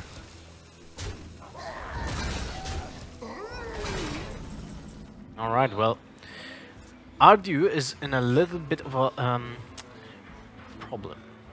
Yeah, it's cool. Sleep with the fishes and can trade Harrison, and it's so can powerful. Go sleep with the fishes, ghoul, execute on novice engineer, push for 5 damage. Now, to be honest, you have to. I don't think there's any other way of playing this turn than that. It sets up an attack on your opponent's face, which is, well, something that you need to do anyway. To finish up the game. You're far away from completing the quest, and you need to have something on board just to play, you know, to have something to trade in the upcoming turns. Plays the waiting game. Interesting. Ooh. Well, Cornered Sentry gives your opponents 3 5/5s. That's not so great. Fantastic. Sunwalker being an alright card against Quest Rogue, since it has the Divine Shield and a little bit more tough, and going with a double execute. Keeping the Ghoul Sleep with the fishes, kinda can see that, because with 1 more AoE damage, able to have a full board clear, and Sleep with the fishes also being great with Primordial Drake later. But yeah, it's kinda late maybe turn 10 against Quest Rogue when the quest is getting finished. Yep. Even with Brawl, RDU still not able to finish up the last minion. And this is looking rough for RDU. So rough. I really like the elemental, the Ignorance elemental play, because then you are not too weak to brawl. If you won't commit all the other minions, let's say Firefly and the elemental, could be a little bit tricky if there was a clear here. And now he will actually become stronger out of this elemental. Yep. Okay. RDU still plays the waiting game, because he knows if he top decks the Primordial Drake for 10-10, he's able to finish every single minion from his opponent. So he just wants to get ahead and kinda get that card that he needs. I kinda like it here, because it's still... PF is having to do a lot into these stones on board, and he doesn't really want to play more at this point, because it feels overextending for PF, so... Well, these 2 draws, Mimic Pot and Shadow Step being picked up is really strong for PF. I just wanted to ask, is that lethal? But it's not yet. I mean, but it's literally 15 damage by having those 2 Shadow Steps. And already the Brewmaster too, so that's 20 damage. But he just waits, and I like it, because these 20 damage are really cheap. They are just 4 mana. 4 mana, 20 damage, and seems good. Seems alright. Yeah. And this is so rough. Yeah, RDU really needed to pick up a way to damage the taunt here, and then he could have a great clear. Well, now he needs to commit into the Sleep with the Fishes. Yeah, he might also just go with the Sylvaris then, and kind of setting up here the hero power to deal with the next 5/5s that might be coming, but it's gonna be difficult. Now he cannot get up in the health points, although he has all the armor smurfs, so that's at least like 4. But still doesn't really help much. And the vanish. That's actually fantastic as well, because that means you can play Vanish after you play a Charger, and you get another bounce. Not able to do it because the combination for him will be 4 mana if he has to do it with the Brewmaster. So actually 1 mana of lethal. 1 mana of lethal. Really close for PF there, but still in a great spot. So he's alright, waiting an additional turn. Like it that he still played the Brewmaster because it's a 5/5 on board, bouncing back the boar. The only thing that was kind of the negative side of doing this turn is the fact that RDU knows that there's a charge in the hand, but that's the only drawback. And other than that, PF sets up a really nice board. Actually, threatens lethal with just board control. That means RDU has 2 problems to face. Board control and the charge minion in the hand. While having Vanish is actually 10 damage. Oh, that was so good 1 or 2 turns ago together with the ghoul and the sleep with the fishes. Yep, now it's kind of too late. Yeah, 2 tones with an hero power, but I mean, you see what the board still is here. He knows what is in the hand too. The Dare Red would come in handy to get that boar out of the hand, then kill it. Maybe that would be like fantastic, but there's not enough resources to deal with every single threat. Yeah. And it's just so powerful this matchup for Rogue. We see him really... This is how the matchup really often goes. Rogue, if they're able to just finish the quest at turn 6, it's not even that fast. It's just kind of average, it's alright. But the power that it then has the next turns where the warrior just has to remove every turn, and normally it's just running a little bit too late then. Warrior can sometimes sneak in the win if there is 1 or 2 additional turns that the Rogue is slower, dealing 8 or 16 damage in the face, but this time not happening for RDU. And PF taking here his first win, going up with the Rogue 2-1, and Rogue being a surprise. The Rogue being one of his stronger decks here, but it's nice to be on the board, and 2-1, getting a closer series. He's picking his first win after really 2 long grueling matches. Yeah. So it's important to have, like, you know, that kind of a inside boost, right, to your morale. It was maybe the right time for him also to queue up just at Rogue for the first time and just getting a little bit on the board here. Because it might give some momentum. That Paladin game was such a thriller there that comes down to 1 fatigue damage. It's incredible that it comes down there to 1 fatigue damage, and yeah, now picking maybe up a little bit more momentum again. And violence, speed, momentum. That's what's gonna happen in the next game, hopefully. And we are facing a Shaman mirror, but not really a mirror because we are having 2 different archetypes here. RDU is running the Evolve Double Gangster with the Bloodless Shaman, and for PF it is the Jade Shaman with a Lightning Storm tagged in. But it's not really standard, I will say, in Jade Shamans. Ooh, RDU with the patches draw. You're never happy to see that in the beginning of the game. It's still kind of okay when you just keep it for the Bloodlust, but it seems like RDU is always committed to doing that. If he draws the patches, he just plays it in this matchup, like straight away. Yeah, it might be a little weak to Jade Claws, but yeah, you kind of, I mean, even if it gets it, it's alright. I don't know, to be honest, I don't like it, because if you draw Flame Tongue Totem, you can actually kill Flame Tongue Totem from your opponent with the patches. It seems kind of waste. Okay. Wow, not even killing the patches, so no respect for patches. But now RDU can punish PF by playing double evolves and getting a free drop. I think PF is already seeing also the Lightning Storm tool he has in hand. Might think that he wants to put every minion into 2 or 3 HP. So wanting to use the Jade Claws for minions that are just having 4 HP, 5 HP, think from below, for example. Maybe also needing it for the mana tide if he's gonna roll a little low. That is correct. Yeah, I think it's gonna be in hero power here. It's a little weak for PF, but it makes his string from below cheaper. Pressure is not too much from RDU here. It's also not a really scary board of like, yeah, evolve. The 1-1 totem I think is actually great here. Normally 1-1 totem being one of the weaker coverage here on board. And just going back a little bit to the matchup here. The matchup is, I will say, a little bit Jade Shaman favor. Jade Shaman having the Volcano, having the Maelstrom, having the Jade Claws, having some great removal tools. And the early game, not necessarily worse for the Jade Shaman at all by playing the Jade Claws, the Maelstroms. You see that we are having kind of like a close board game going on too. By the way, it's a best of 7, just to remind you guys, because we are spending so much time in this matchup, but it's still far away from completion. It's not match point for RDU. One of the guys has to win 4 games here. Not another kind of dead pickup at this moment. Devolve being can sometimes be a great card here, but it's a little weak when you're not able to also hit on Spirit Echoes or something. Going with the mana tide, getting an additional card, making Thing from Below cheaper.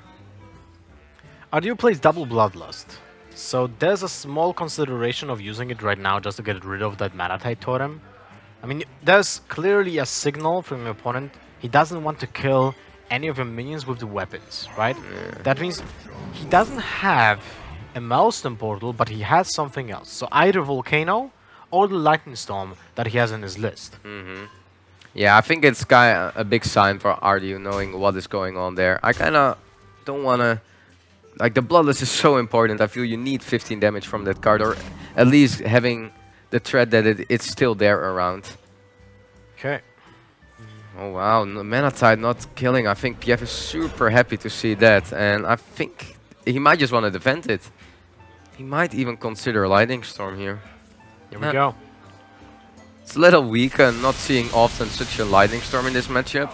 But hey, you're defending your mana tide, you draw a card, develop your totem, and it's a turn you want to maybe overload, because you can still go Jade Chieftain at 7 if you overload this turn and not your next turn. Such an awkward turn for RDU. Yeah, it's like, do you want to Jade Lightning this mana tide to stop the draw a little bit there? I feel like it would be the correct decision. This time though, it's not Jade Lightning on your own mana tide totem, like we have seen before yesterday. If someone actually didn't see that match, I highly recommend to rewind to yesterday's matches between who was that? That was the final games. It was RDU actually against Fulver. Oliver, yes, against Oliver, and it's hilarious. The Shaman match from Oliver when he got Dirty Ratted with the turn 2 mana tide totem and the turn 3 mana tide totem played from the hand. Hilarious. If you want something interesting to watch, go and watch that. Yeah, and you see the game going more in the favor of the PF, and it's a little bit the Jade Shaman. The early game is not that much weaker. It's just the end game where he's running more tools, more value tools, and RDU running the Bloodlust and the Evolve. So as long as PF can cover himself well enough against the Bloodlust or against like a strong Evolve board, he's doing really, really good. Oh, ooh. Well, that's not bad. I mean, RDU would still rather see the Aya than a White Eyes. But yeah, White Knight is being found in forums and Twitter. Here we have the White Knight. My God, White Eyes. And so actually, also, RDU having already one picked up in his hand too, so can be a strong pickup later. The Storm Guard, if there is no hex for PF. Shaman is just running a lot of great removal tools, so it will always be really important for RDU to hope there is just something not in PF his hand to remove everything. But already from the start it was just a close game on board, and if the Jade Shaman can do so well in the early game, it's normally only becoming better in the later stage. Yeah, and those Spirit Echoes kind of become scarier and scarier the more mana PF will get. What is even funnier is that RDU with every single hero power gains an Innervate for his Things from Below. Yeah, hero power just costing 0 mana after Thing from Below are both drawn in the hand.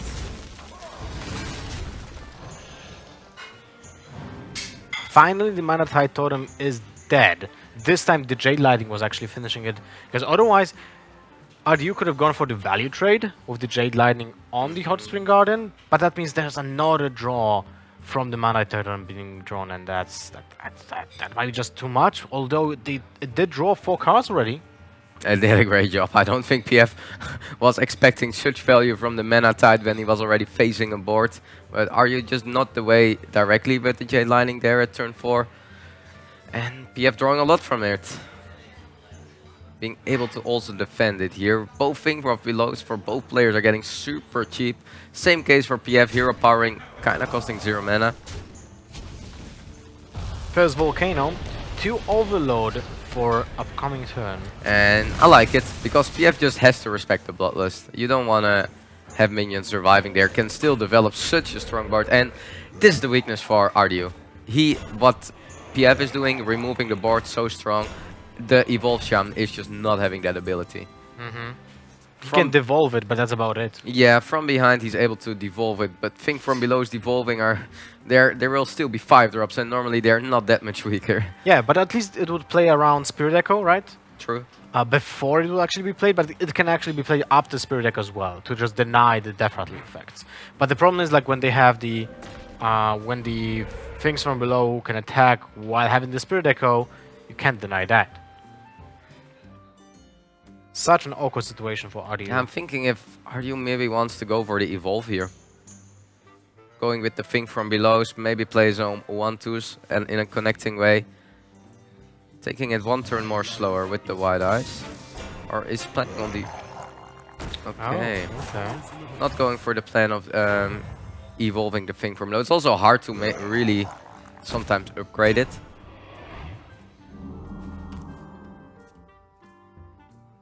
Well, PF just sees the value of the Spirit Echo right now. It's insane. It's not just the thing from below's trading well, but getting 0 mana 5/5s back in your hand. Wow. Yes, that is so strong. If 2 thing from belows were not strong enough, 4 might be here for PF. That is just so crushing for RDU. Second Bloodlust as well. A little bit of the problem that it can just, as long as PF could play well around Evolve and play well around the Bloodlust, he just had to clear every minion almost that RDU is playing, and he just could do that so well from the start, and now having so much tools still to be able to trade things away. Yeah. Well, to be fair, there's no good way of playing this turn. Everything is awkward. Whatever you do, you can't even get a value trade on the Wide Eyes.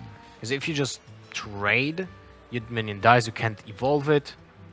And if you evolve it first, it can't attack.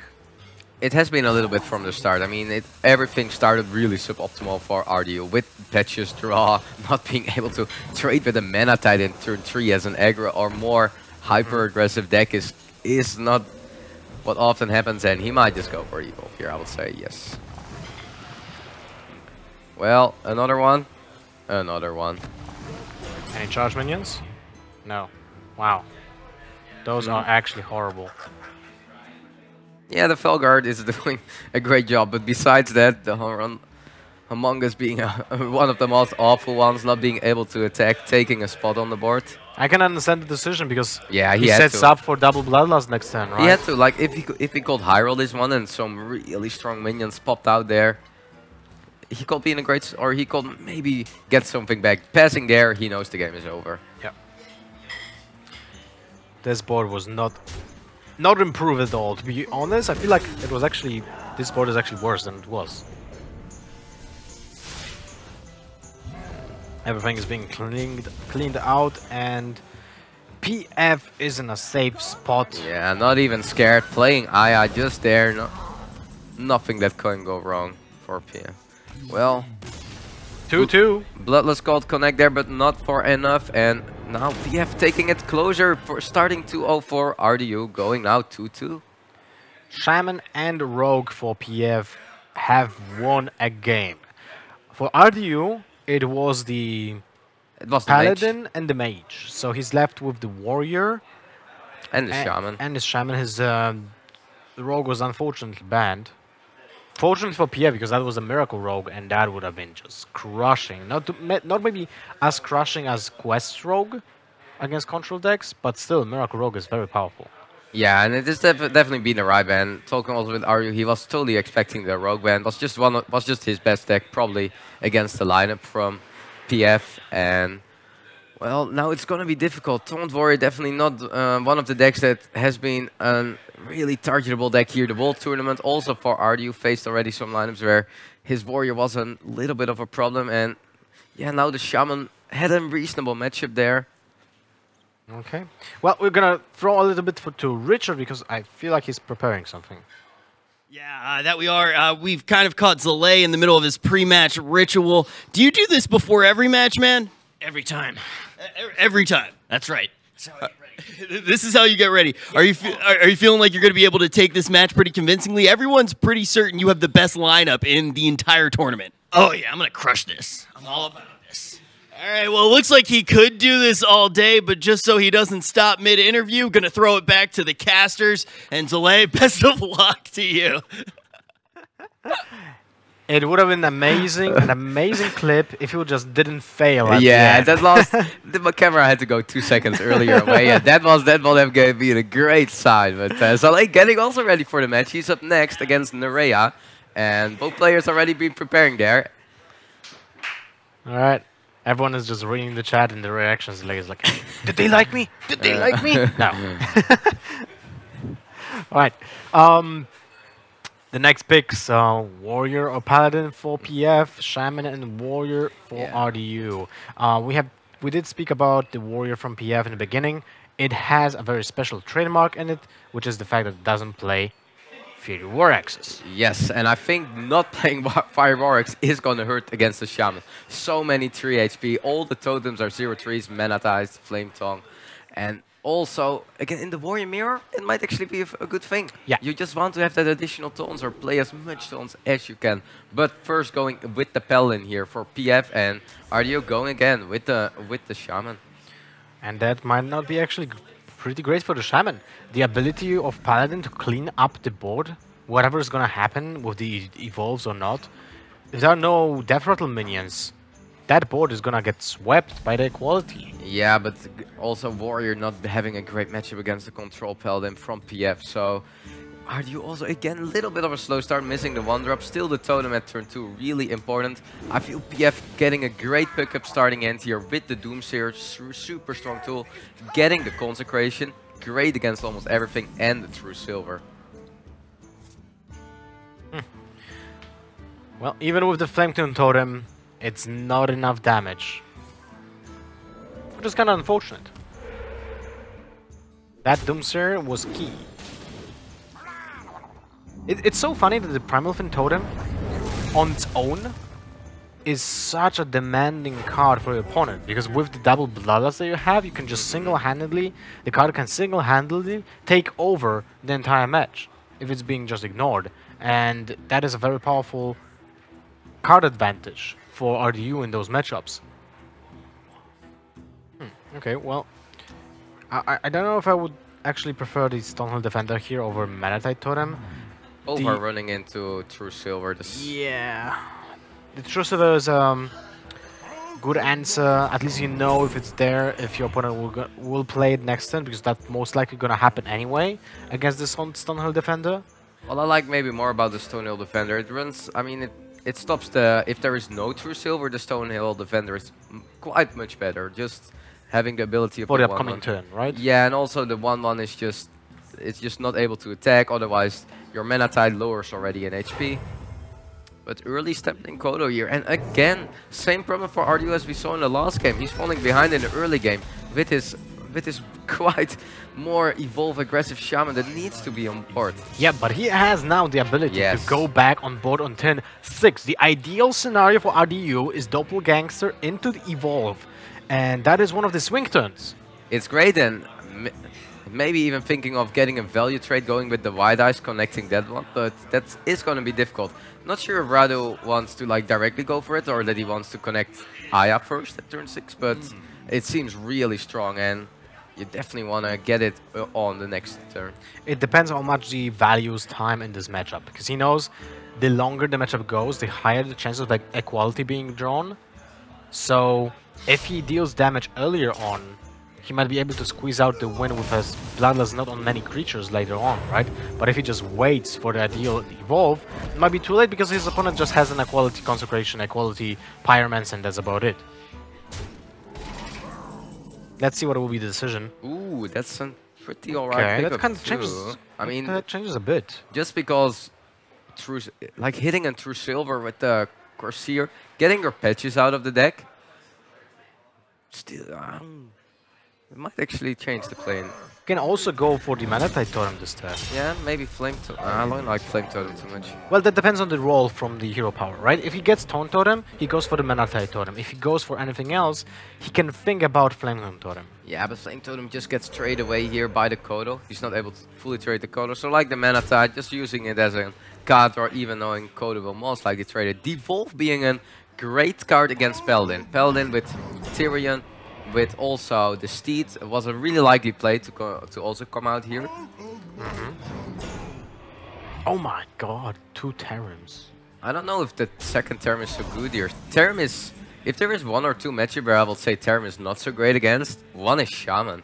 You're just buffing every card. Yeah, so I would have loved to pick a Wicked Flame. I don't like the double term pick. Might become awkward for him later. Goes for the Evolve this turn. Okay. Oh, Cabal Trafficker! That's an additional card. Also another 6/6 and a 5/5. Quite a good roll here for RDU. And if that Radiant Elemental will live, he's actually able to play double Bloodlust next turn. It's, I think, some really, stat-wise, really strong minions. Definitely a great evolve there. And we actually see here for PF there is no equality. He can go for the Consecration Pyromancer, deal with all those 1-drops, well actually 2-drops now, and then 3 damage, and he will be able to deal with 1 more. 1 6/6 will be left on the board, basically after Consecration with Pyromancer. He can also go for the Tarim. Yeah, but it just buffs minions also. Well, he can kill 2. And he goes for the Tarim. Interesting. Tarim being a strong card itself, of course, too. Now with a 3/7 covering the opponent's minions pretty well. Ooh, that's a kind of nice pickup because it trades really well with Tarim, with the minions that are on board. What do you think about Devolve this turn, though? With the Kodo and with Tarim, it's not so great. I think I want to keep it. If you go Devolve into Bloodlust, you deal 18 damage to the face, right? I but think you're still lacking the burst. I think it's the last thing I want to do, Devolve. It's so good against the Steed and against Tyrion. It's so strong against Paladin in general that I would save the Devolve here. Getting another totem in, and this is something that RDU probably will try to keep going for. Every totem is just threatening 3 damage for PF. He's just always scared of the Bloodlust, and every time RDU is making a totem, it might just be 3 additional damage.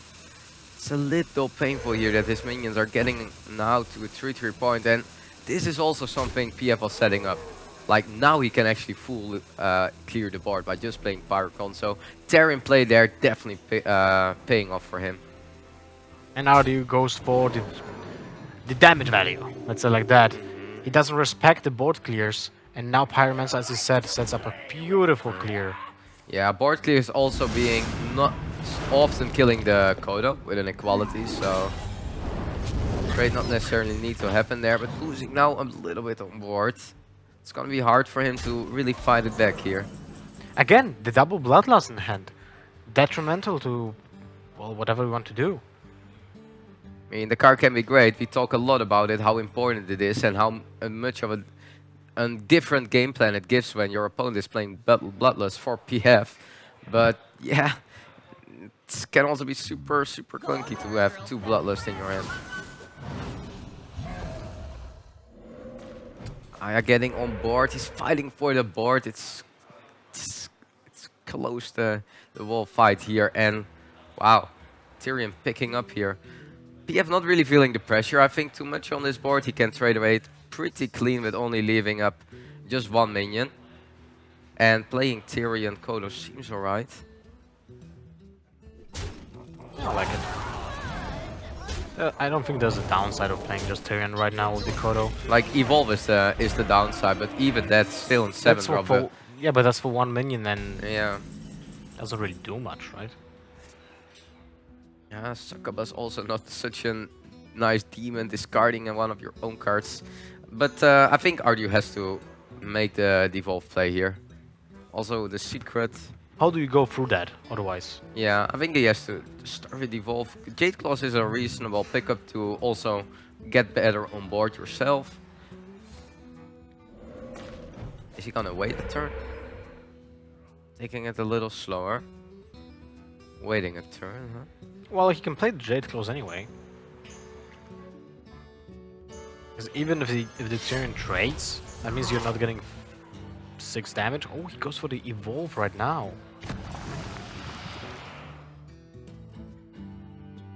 Okay. Well, that was not really that helpful. I mean, stats-wise, it's not so strong actually for a 7 drop or 4-6, so maybe not too sad either about seeing that.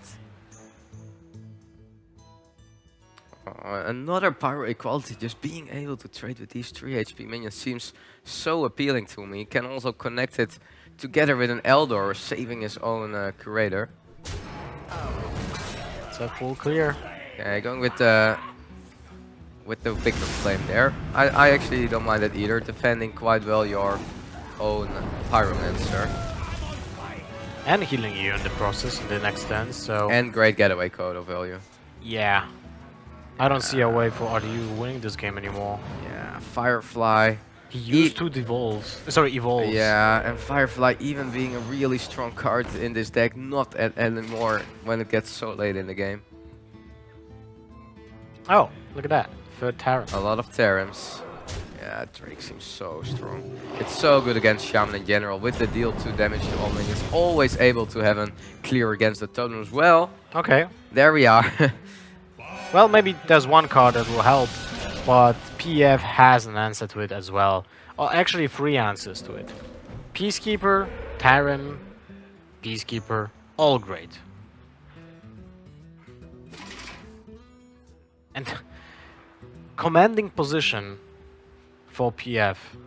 Yeah, so he can just go for the Peacekeeper and Spikery Steed, which allows him to build up the board control, actually also buff up the Wicker Flame to heal for more. Yeah, you're healing so much, and that is it also for RDU in this game, saying that you cannot come back from. And they were also much out, double term there, but now PF taking the upper hand here, 3-2. He's on a match point in this best of 7, first match of Hearthstone StarLadder Series Season 3 for the championship title, and that means RDU needs to punish the last class from PF, which is the Warrior. The Warrior, yeah, and the Warrior, it is a deck that RDU's lineup is kind of alright against. The Shaman might be a little struggling there, but with no Warwicks, I just feel that matchup changes so much by no Warwicks in the like that's definitely a matchup where the decision of PF is gonna hurt it. But in the Taunt Warrior Mirror might have a little upper hand, playing a little additional taunts, what is so important in the Mirror. First, getting the Shaman here from RDU. Alright, and he actually has a decent opening hand. Without Warwicks. Like, yeah, Armor Smith might be the best you can go for if otherwise it's always an armor up. I love the decision from RDU to keep the Aya Black Paw in this situation. This is a key card in this matchup. Gives you so much tempo advantage. It's a big threat. Without the Fury Warx, you know that your opponent cannot really kill her easily. So he needs to sacrifice a minion, basically. Okay, PF actually not keeping the Armor Smith. Oh, interesting. Can be that he's looking for more power cards. I don't mind it too much, but your turn 2 will always be armor up. The Bloodsail Corsair has no value, so it can be played on turn 1. You don't really care about it. It's so, yeah, when the deck lists are known, you get a little bit more information and insight. So, definitely paying off. Can even play with Battle Rage here. I won't mind it too much, because it's not gonna be a card you have mana for often. Maybe evaluating the 2 lives or slamming the 1-2, is that ever a thing here? I don't like the slam, but I like the Battle Rage, because the fact that you most likely try to play on curve in this deck. So you probably will not find time until like turn 6, maybe 7, to play the Battle Rage. Yeah, and for RDU here, he has to be... It's gonna be so difficult if PF is gonna find some great AoE clears with the Sleep, with the Fishes, with the Wind, with the Ghoul. Like there are so many combos that can just wipe the board from RDU completely away, and he always has to respect them, but also still pressure well enough. I actually need to remind myself if PF or Oliver was running one brawl. I think PF was running double brawl, if I'm correct.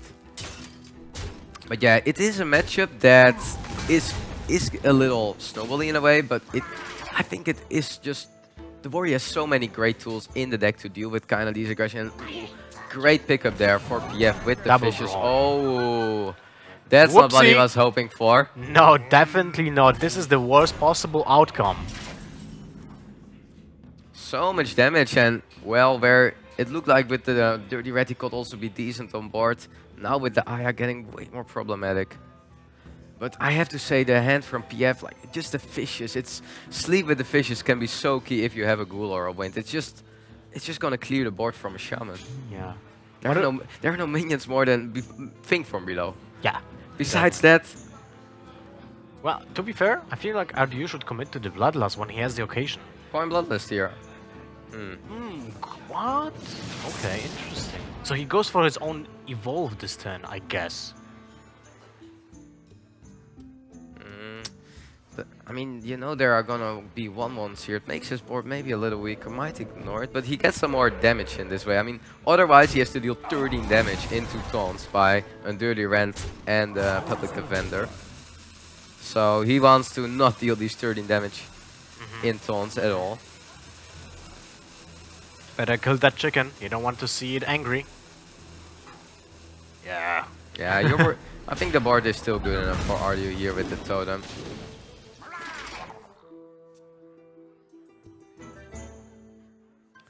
Slam Wind Fishes seems kind of alright for me, but it's kind of maybe too much. Maybe you want to Slam Wind? You mean Whirlwind sleep with the fishes? The fishes doesn't... Yeah, and maybe connect it with the Slam too. Oh, that's so awkward. Yeah, like the Slam can also hit the 2/2 Jade that comes out. And but the problem is a little bit for... That is so weird. I mean, it's a little bit painful because it's such a powerful tool, and using it here feels a little bit too early. I am really swinging this game around by... And it was a great keep by RDU, not just for it playing it, where it's already really good, but now it gets even the ability to get it earlier. He's drawing first, good decision to just see what are the options. Ghoul! I like that one a lot. Yeah, the Ghoul is a fantastic pick.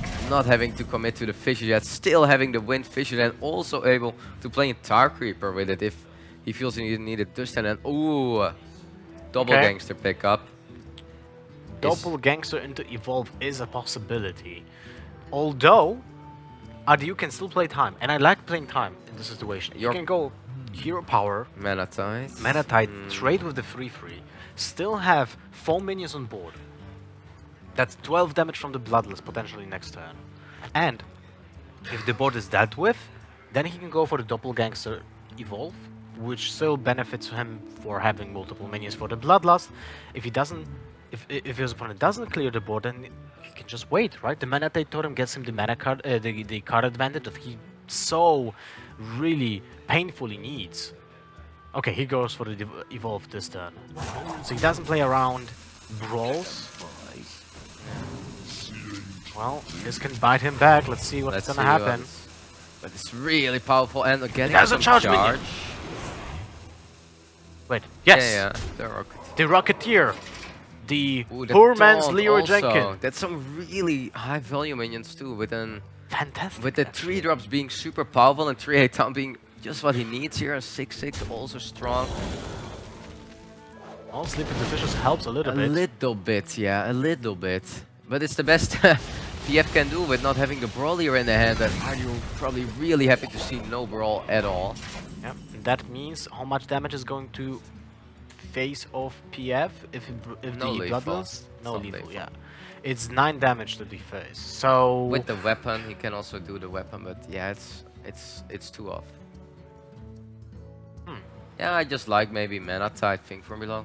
You're just seeing 2 cards being used by PF, and this is the difference between this Taunt Warrior and old style Contra Warrior is the fact that they they don't run so many drawing cards. They just run out of options at some point, and they barely get any more value.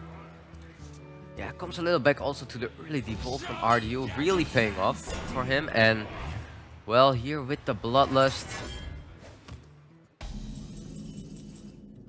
that has to be lethal. Bloodlust with the thing from below, trading into the Ellie Armorsmith, and well, it gives two more armor, so it's at 11, but then it's 9 and 3, 12 damage going to the face, 1 over, finishing up the game 3-3. Wow, what a series do we have here to start the day off. Top 4 of StarLadder, and PF and RDU showed already a lot the last 2 days, but now when they are facing each other, going to the best of 7, going to the last game in the whole series, and it's a Taunt Warrior Mirror. By the way, we play double LM. We are playing double LM. So whoever loses this game is still not out, but he will have a way harder time of winning this tournament. Yeah, you definitely want to start it off with just a win. Just super nice to go on from the winner's bracket. And, well, both players were a little bit scared of their Taunt Warrior in general. We haven't seen it that much in action. Both players are...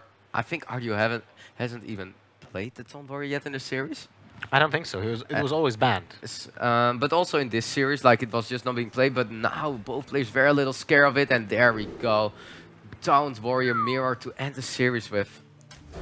And Dirty Red, really strong card in this Mirror matchup. Because besides you already doing some part of the quest, you deny your opponent often. Yeah, and that 1 point on the quest, and the 1 tick can make a difference when it comes to getting 8 damage to the face or not getting 8 damage to the face, which equals in 16. So there are some things really important in the Taunt Warrior Mirror, and this is not a control warrior mirror match. It's a tempo warrior. It's a mid-range warrior. What is so important for both players is drawing and playing as much cheap taunts as you can. Stonehill the Vendor being a great card for that. Often. Well, RDU commits to the 30 red really early, and it's getting the 8th drop. That's really early.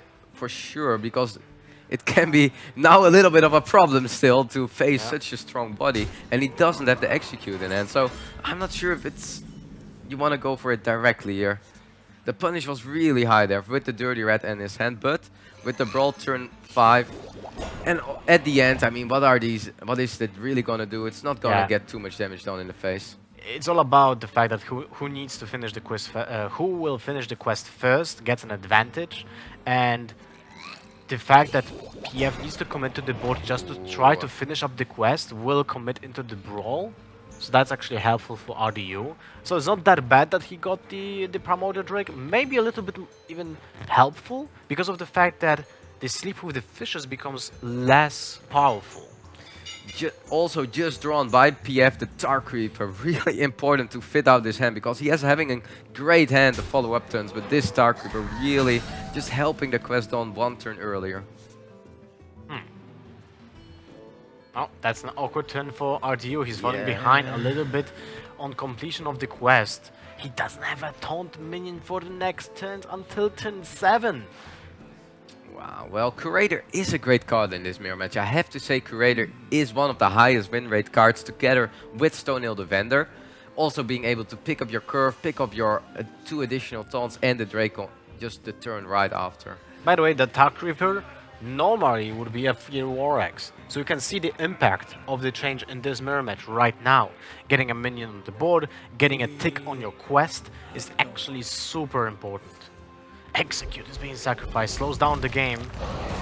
RDU doesn't want to commit to the Brawl next turn. Yeah, Brawl is also getting sometimes really good once the quest is finished, because if you are able to Brawl 1 minion surviving, it's either gonna fully clear the board with the Ragnar 0 power or dealing 8 damage in the face, and you wanna play as much 8 damage in the face as you can late game.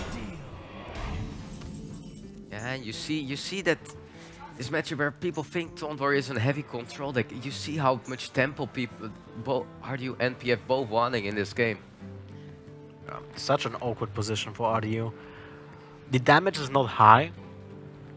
The armor, though, might be impactful in the late game. So, because of that fact, RDU is probably contemplating the Brawl already, but he can't really commit to it so early. Like, it's too early. It's not enough value. It's not pressing enough also. The board position is just not pressing enough to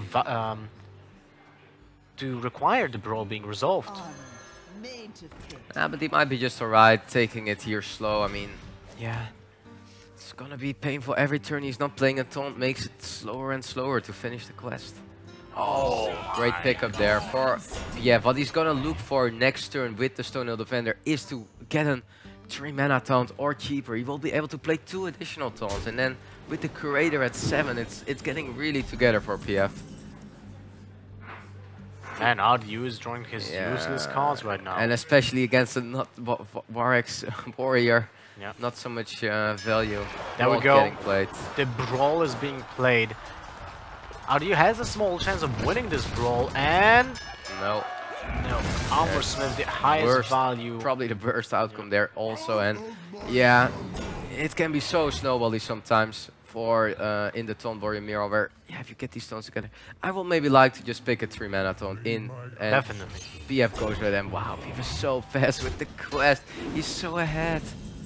It's like 4 already, even with the Dirty Rat being played by RDU. So he's ahead of RDU's quest. And what is even more unlucky for RDU, he did get the Direhorn Hatchling right before he played the Curator. So he lost a draw. It's like drawing patches, like just getting one less draw in your hand. So big in this matchup. That comes down to the last cards often. Maybe not here because it goes so fast here in the way for PF, I would say. Important for RDU to keep that Primordial Drake with the Sleep of the Fishes for turn 10. Oh, Gastropod, is that the pick here ever? I feel like it is. Although Direhorn can be played next turn. If it gets Divine Shield, it's actually not that bad. Well, 5-7. I mean, if RDU will be able to pick up a really, really cheap taunt, he might be able to also get into the... How many points does PF have? He needs, I think, one more. 3, 4... I think 5, he's. 6. I think it's I think the it's last 6, one now. yes.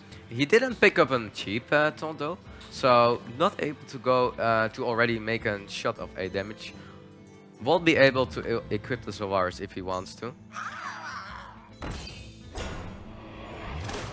Here we go. Fire Plume's half is being completed. So for us into the hand, and now there's some value for the Hearthstone jobs. Yeah, but Ario probably also still really wanting to finish the quest first. Well, he can play the Gastropod. Yeah, but he needs one more. Oh wow, 8 mana taunt, not able to do it. Needed a cheaper one to finish the quest. Yeah, then Harrison might be the way to go here for him, because Drakes are... both of the Primordial Drakes are not appealing. Even if he gets the completion of the quest, he most likely will commit to the Sleep with the Fishes with Primordial Drake next turn. Although the minions are so big that they don't really guarantee any trades. It's such a weird game. Ooh, Dirty Rat is actually... well... You can play 2 and complete the quest. Yeah, but yeah... gets to a point where it's maybe a little painful with what you're facing. Another Primal Drake, Another wow. Primordial Drake, that's These so are unlucky. So not the outcomes you're looking for. Got the quest also finished though, so both of the players getting into a quest, and now it is already to a point where it can just swing really fast, like a brawl for example for RDU could just swing the game around. The ball is clear, both players are at similar life totals, it can go really fast. So crucial with those next draws. One brawl can turns the head. Maybe you want to play Armor Smith here, just to get some armor. I'm kind of interested why that wasn't played. He's playing a Battle Rage, but I would have loved to play the Armor Smith there. I think 4 armor can be a lot in this matchup.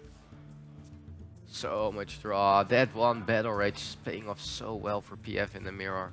And didn't draw a single minion.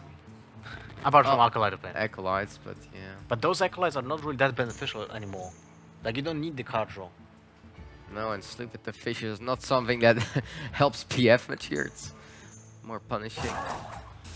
Actually, it doesn't really have great there's no great options. Like, you will definitely make a shot here. It's all whatever you hit, it's nice. I'm still surprised he didn't play the Armor Smith. Yeah. Because he was just damaging so many. Oh, again not playing the Armor Smith here. Wow. That damages your own board so much. You know there is a Drake in the hand too. Oh, I'm a little bit surprised about this. It's really aggressive. I can see you hit the 8 in the guaranteed 8 in the face now, but really, really aggressive. Oh, and now that cannot be correct. Yeah. That can just not be correct, I think. That is so weird. Was a complicated turn, but definitely think that it was like 10 armor you gained there, at least 4 attacks, 5 attacks getting in, and a sleep with the fishes. Yeah, that was so that much. Was and the whirlwind, right? So just that 10 armor. Yeah, I think the armor should have been... That was like 20 points of armor lost. He might have rolled a little low on the draws there to not connect a great place after all the trades he did for the battle rage, but it's a lot of armor missing. Is there opportunity though for RDU to get back here? The Drake seems strong. Well, I could go for the Drake, hero power, and get some of those health points back, but other than that, you can go sleep with the fishes, weapon, kill Armor Smith, and deal this hero power, right? It's not too bad either, actually.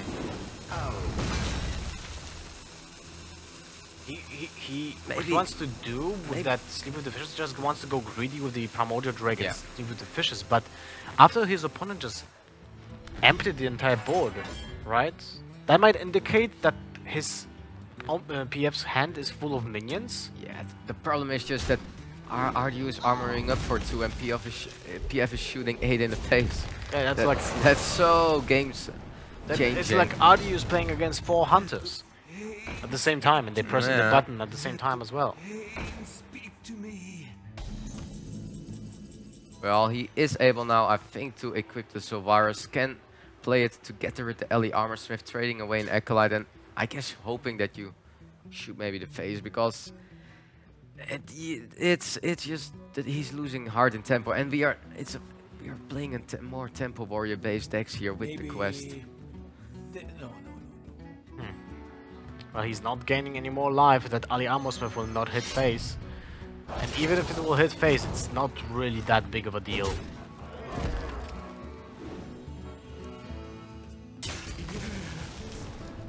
There's a brawl to help push the final damage with 2 brawls, is actually even more important. Execute as well, but no activator for it. I think PF's having a great Harrison here, yeah.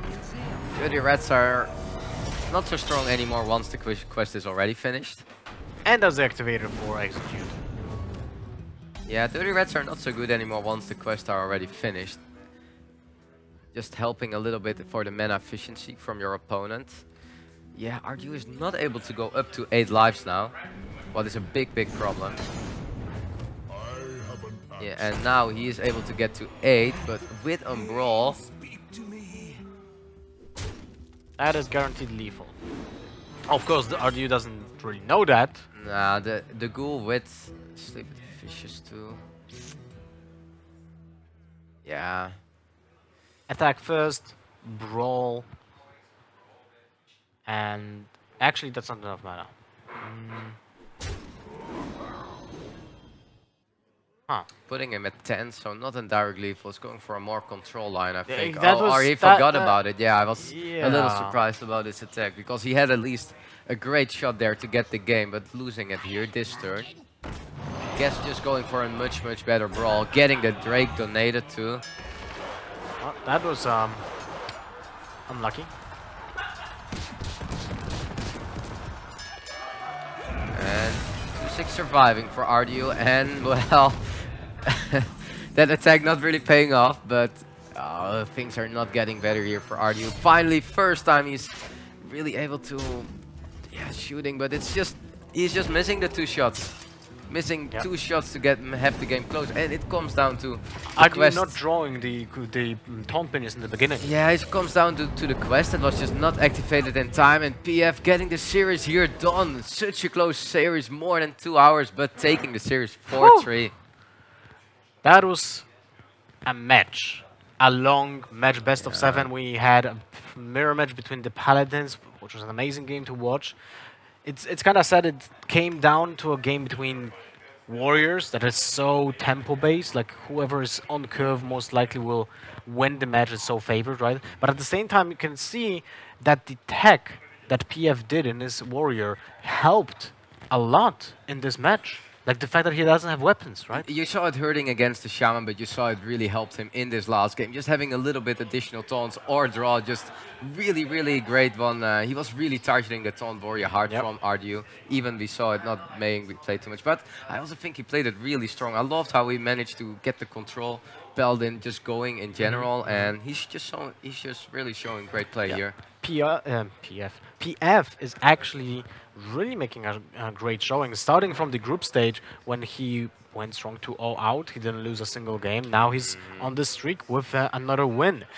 Just to recap, today we have 6 matches for you guys. All of them are best of 7. This was the first one. Next one will be for the second pair, which will be Neria versus Saleh, and we're gonna face that match now going afterwards. It's a really control-heavy mirror match also there for them. Like, we see a lot of control lineups doing really well here, or lineups that are just made to beat control. But to beat control, people often go a little bit greedier with their control. So gonna be a close series again. A lot of people say Nerea and Zaleh both have really strong lineups here against field. 2 of the favorites from the start where people looked at the lineups. Now facing off against each other. Yeah, will be definitely an interesting match. And now we'll just go to a short break. Seems alright. Great series though. It was a great series. Long one. A long one.